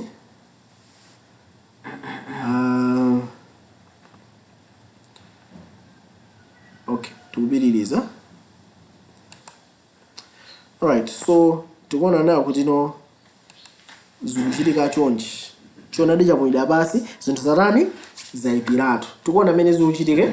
So vuto layamba limwe labwandika nyanga ngono chona ndija kuida yani basi vuto layamba limene. So tieni tibiririze tiba verse ya verse 12 Daniel. Daniel verse 12 Daniel 8 verse 12 nofuna mawe nake Simuzati njira. Areya toerengani. Ndipo khamulo linaperekedwa kwa iyo. Khamulo likamba za ame tiyeni. Pamodzi ndi nsembe yopsereza yachikhalire mwakulakwa kwace. Nigwetsa pansi choonadi. Atomwese ningoerenga baba. I just want the context. Daniel 8 verse 12 but no. Ndipo khamulo linaperekedwa kwa iwo pamodzi ndi nsembe yopsereza yachikhalire mwakulakwa kwake. Okay, njijamo si ndisangalasa. I can't even kudabulira. Daniel 8 verse 12 chisoka no. Ndipo khamulo linaperekedwa kwa iwe mosusana ni nsembe yachikhalire. Mukejevere mugaerenga mayo namenepe. The daily sacrifice, and a host was given him against the daily sacrifice by reason of transgression. So kama unapenda kwa iye mosusana nsembe yachikhalire. So tikamakamba za nsembe yachikhalire maudi daily anachitaonjezeredwa mafunga kukhala nsembe kumene istingona the Greek so the Hebrew sorry. So tikona mno bwino pana zinthu zitatu zimene zina ndithu attack ya kanyanga kono. Choyambira naye yani kachisi tabona menepe kachisi anaponyedwa pasi. Oya naye wala kukamba zoti kachisi ndi yani. So kachisi amene anaponyedwa pasi kachisi pachama imiraja kumalo kumene kumachitika cha zinthu zokhuza yani chipulumutso timozereso ma features ambiri okhuza za chipulumutso. Yesu ndiye mwana wankhosa anafera anthu. Yesu ndiye wansembe amene apereka moyo wake. Zonse zatani zachosedwa. Zonadi zonse zimene abwera ndi Yesu zonse zatani zachosedwa. So choonadi ndi malosi achipulumutso zonse zinaponyedwa yani pansi. Right? So china se chimene chinasusana nacho ndiyo nsembe yachikhalire. Tikamakamba daily sacrifice maudi daily anachita utani daily kodini maudi sacrifice kamera daily ananojezera ningona sacrifice okay. Daniel chapter 8 verse 12. Oya maudi the daily ona Sacrifice na mama. Oya sacrifice mu italics. Okay, sacrifice ni mana anojezera romano daily ana mafida mau ochera tamid okay. So akwimira utino kupitirira right. Mwanjirena maudi sacrifice gakhala naonjezerera anaonjezera chifukwa tuno akupanga sense yeti chimene chimachitika nthawi zonse ku Egypt ku Israel sorry ndi nsembe kona kuti no nsembe yotani yopitirira right. So nsembe ya Yesu Kristo inakwera ngati kamoze koma ikupitirira mpaka kumapeto achani anthawi. Nsembe ya Yesu sona Yesu inapangidwa ataki kwambiri. Tingwerenga James 5 verse 6 aliya verse 6 aliya 5:6 ndipo ndinaona pakati pa mpando wachifumu ndi zamoyo zinayi ndi pakati pa akulu mwana wankhosa alikiriri ngati waphedwa wokhala nazo nyanga zisanu ndi ziwiri ndi maso asanu ndi awiri ndiyo mizimu isanu ndi iwiri ya Mulungu yotumidwa ilowe m'dziko lonse. So tikaona Yesu Kristo ndi mwana wachani wankhosa wophedwa koma kuima chani chilili ani nyanga 7 maso so ngati 7 maso 7 akuimira chani mizimu isanu ndi ngati ndi iwiri imene tumizira ku dziko lapansi. So tona no people system ina khangati yaponyaso pansi so nsembe andani Yesu Kristo makhangati anthu aja kukhabe chipengene chani chakale pamene saratani arabwera kale right. So tona nawo tuno Yohane 4 verse 24 ya tikamakamba za nyonadi imene kumira pansi.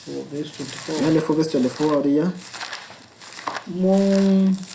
Mulungu ndiye mzimu ndipo omulambira iye ayenera kumulambira mu mzimu ndi mchoonadi. mabwana amenepe. So anthu amulambire mu mzimu ndi mchoonadi andire mzimu wake ndipo kwa iwo zoonadi zonse zimene zimadza ndi Yesu Kristo zikhala zosegula kwa ndani kwa iwo komano kanyenga kono kaponyaso zoonadizo pati pansi ndikhulupirira tinozenepe. So kuti iwe ukhale umunthu wopulumutsidwa ukhale membala wachani wa mpingo yeti kuti ukamve kwa Mulungu uyenera kumva kwa ndani kwa wansembe kuti machimo ako akhululukidwe pite kwa wansembe. So choonadi kachisi ndi nsembe zonse zaponyedwa chani pansi right. So tikaona mwene bwino kachisiyo watani wapangidwa ataki right.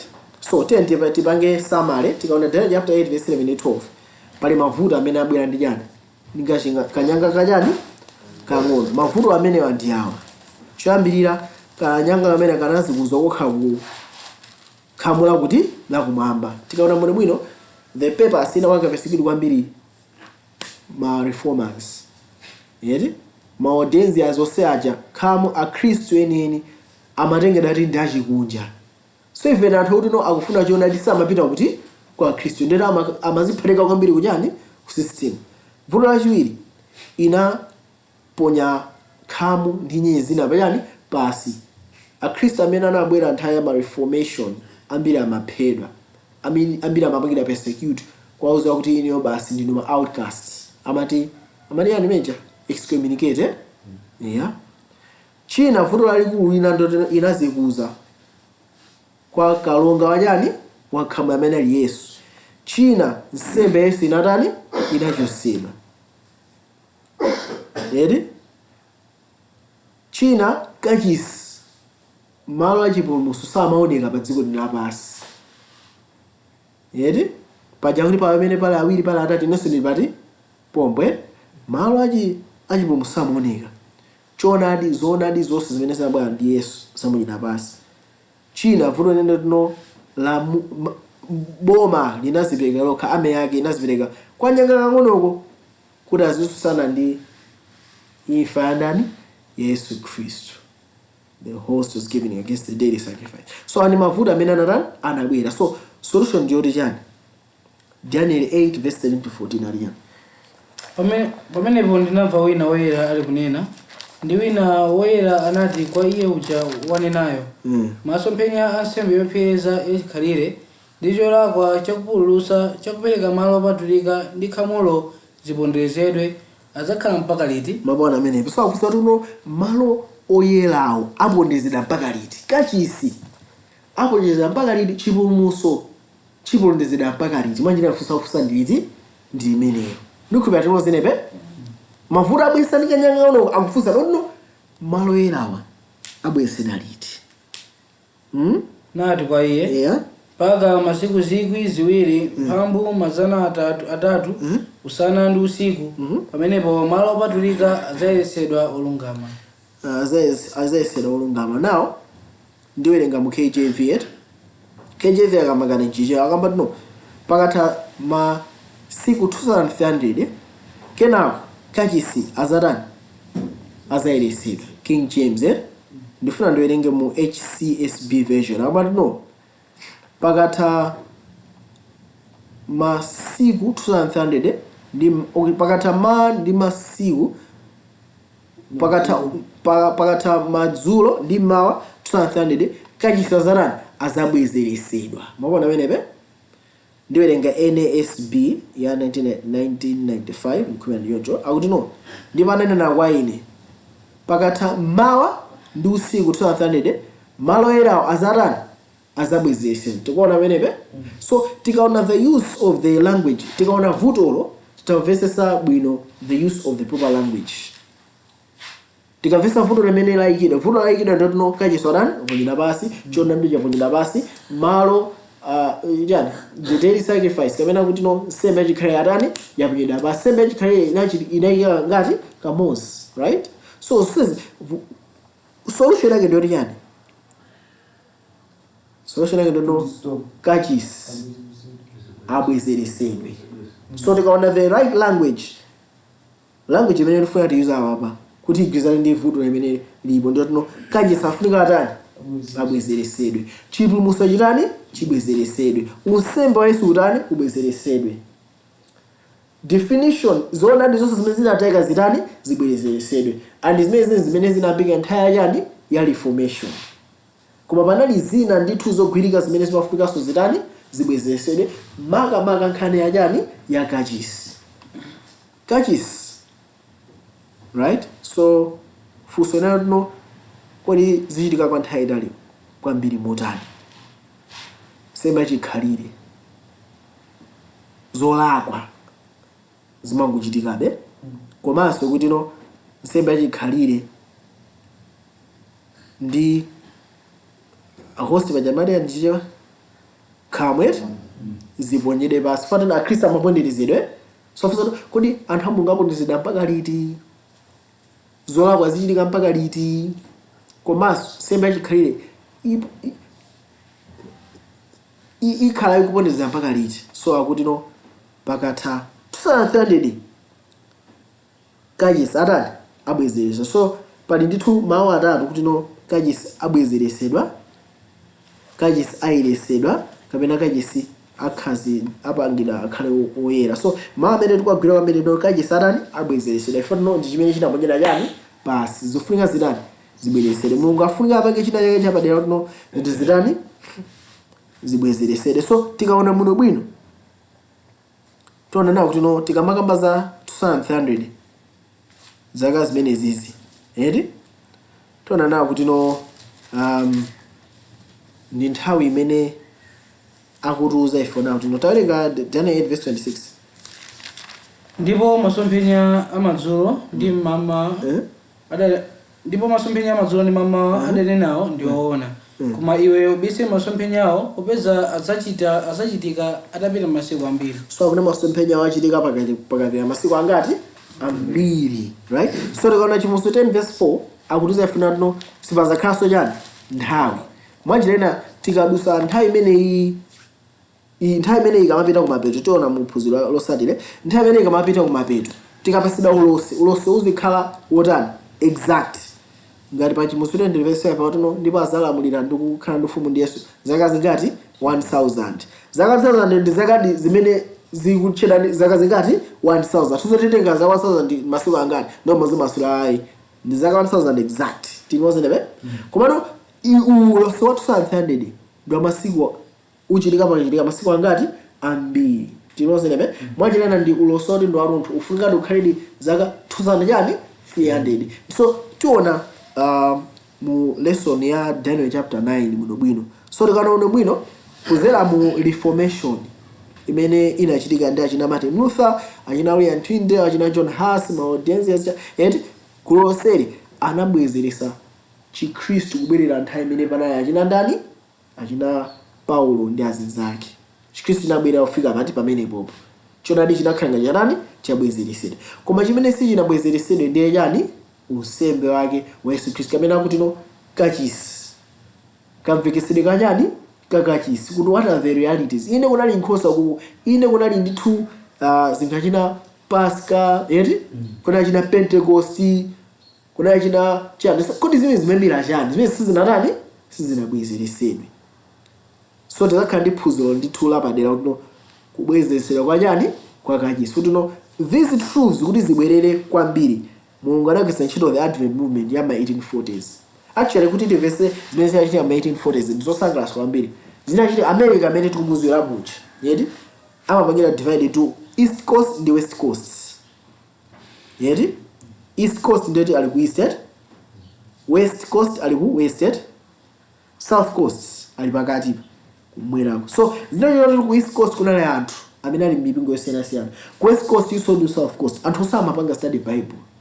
Mama study Bible, mama study kana ufika akwaku kodi magulu ama denominations zinatenga kuti ndana mazingira mpingo wa Mulungu ndi anthu amene inizi makandani wa Mulungu anthu ajamezana ndi zanga separate okho mapemphera yeti kena anthu ajapitiriza ndana ayi makosa maina awasinatenga kuti basi fiti ngotcheda ma Christians basi anaziva zokhazina odi ndifa Kristu so alesa akafusa ife ndifa Kristu basi kena kwa anthu aja sizilipika anthu asana kumani ete pajakale unayembe telefoni anthu asana kumani akupemphera kena kuzofika dusa nthawi kudusa anapeza nado anthu aja anana refreshing esengachiye Bible chichitani tichikhulupirira anapeza nalamba upeza nalamba kukhulupirira so want to God isu makosa naja tinozenebe kena anthu aja zina chino zino ada akwangutenga ndabo mwabe tauza anthu oso rasamama kuke mutu wa Kristu ndani yes osati ma bodies enawa tende amene kuenda rauza Kristu azatu ara aku East Coast namba pita ya West Coast au South Coastkozana anthu aja kumana ndakuyeza ndabano ndende zimene akukhupira ineso ndani kena konera bakosana mwachitingo khala batizipanga zoti pamozi nde one of these guys khangara ku South kandi ku East anara bakosana tikamba kuti tibwere pamozi ndetumanga soti chi denomination china anakane koma magulu 2/3 nagwirizana rate ndipanga ndi pamozi tifalise utenga we amene ndi amene amatchedwa achina Christian connection. Tinafa kuza Christian connection achina James ana muchokera kuchana Christian connection. Achina Joseph Bates ana kuti Christian connection. Nukhiba timozi nebe timozi makosane yeah. So anthu awa ndantamene William Miller atamba kupanga study Bible. Of course anafika ku uloswatu amthani amakhoba tuno Kachisi amene akabera baba ndi dziko la yani labase ndi Yesu kubwera pa dziko la society nthawi mwakuti. Yes. William Miller anapanga prophecy yake. Of course the date was correct kumando the interpretation yayo yolagika. Arabwera kwa makosana anara zili mujani Bible. Anara makosana tiyani ndi amene analalika so mbili the Advent movement. Of course anapanga disappointed in Africa date anapanga so anatentipene ndikawerengeso. Ndiye movement imene inakhapo kuyambira 1844 kuyenda mpaka 1863 ili movement isali denomination. Anakhawa panga study zona ndizokhuza sonyani Kachisi. Tinozerebe.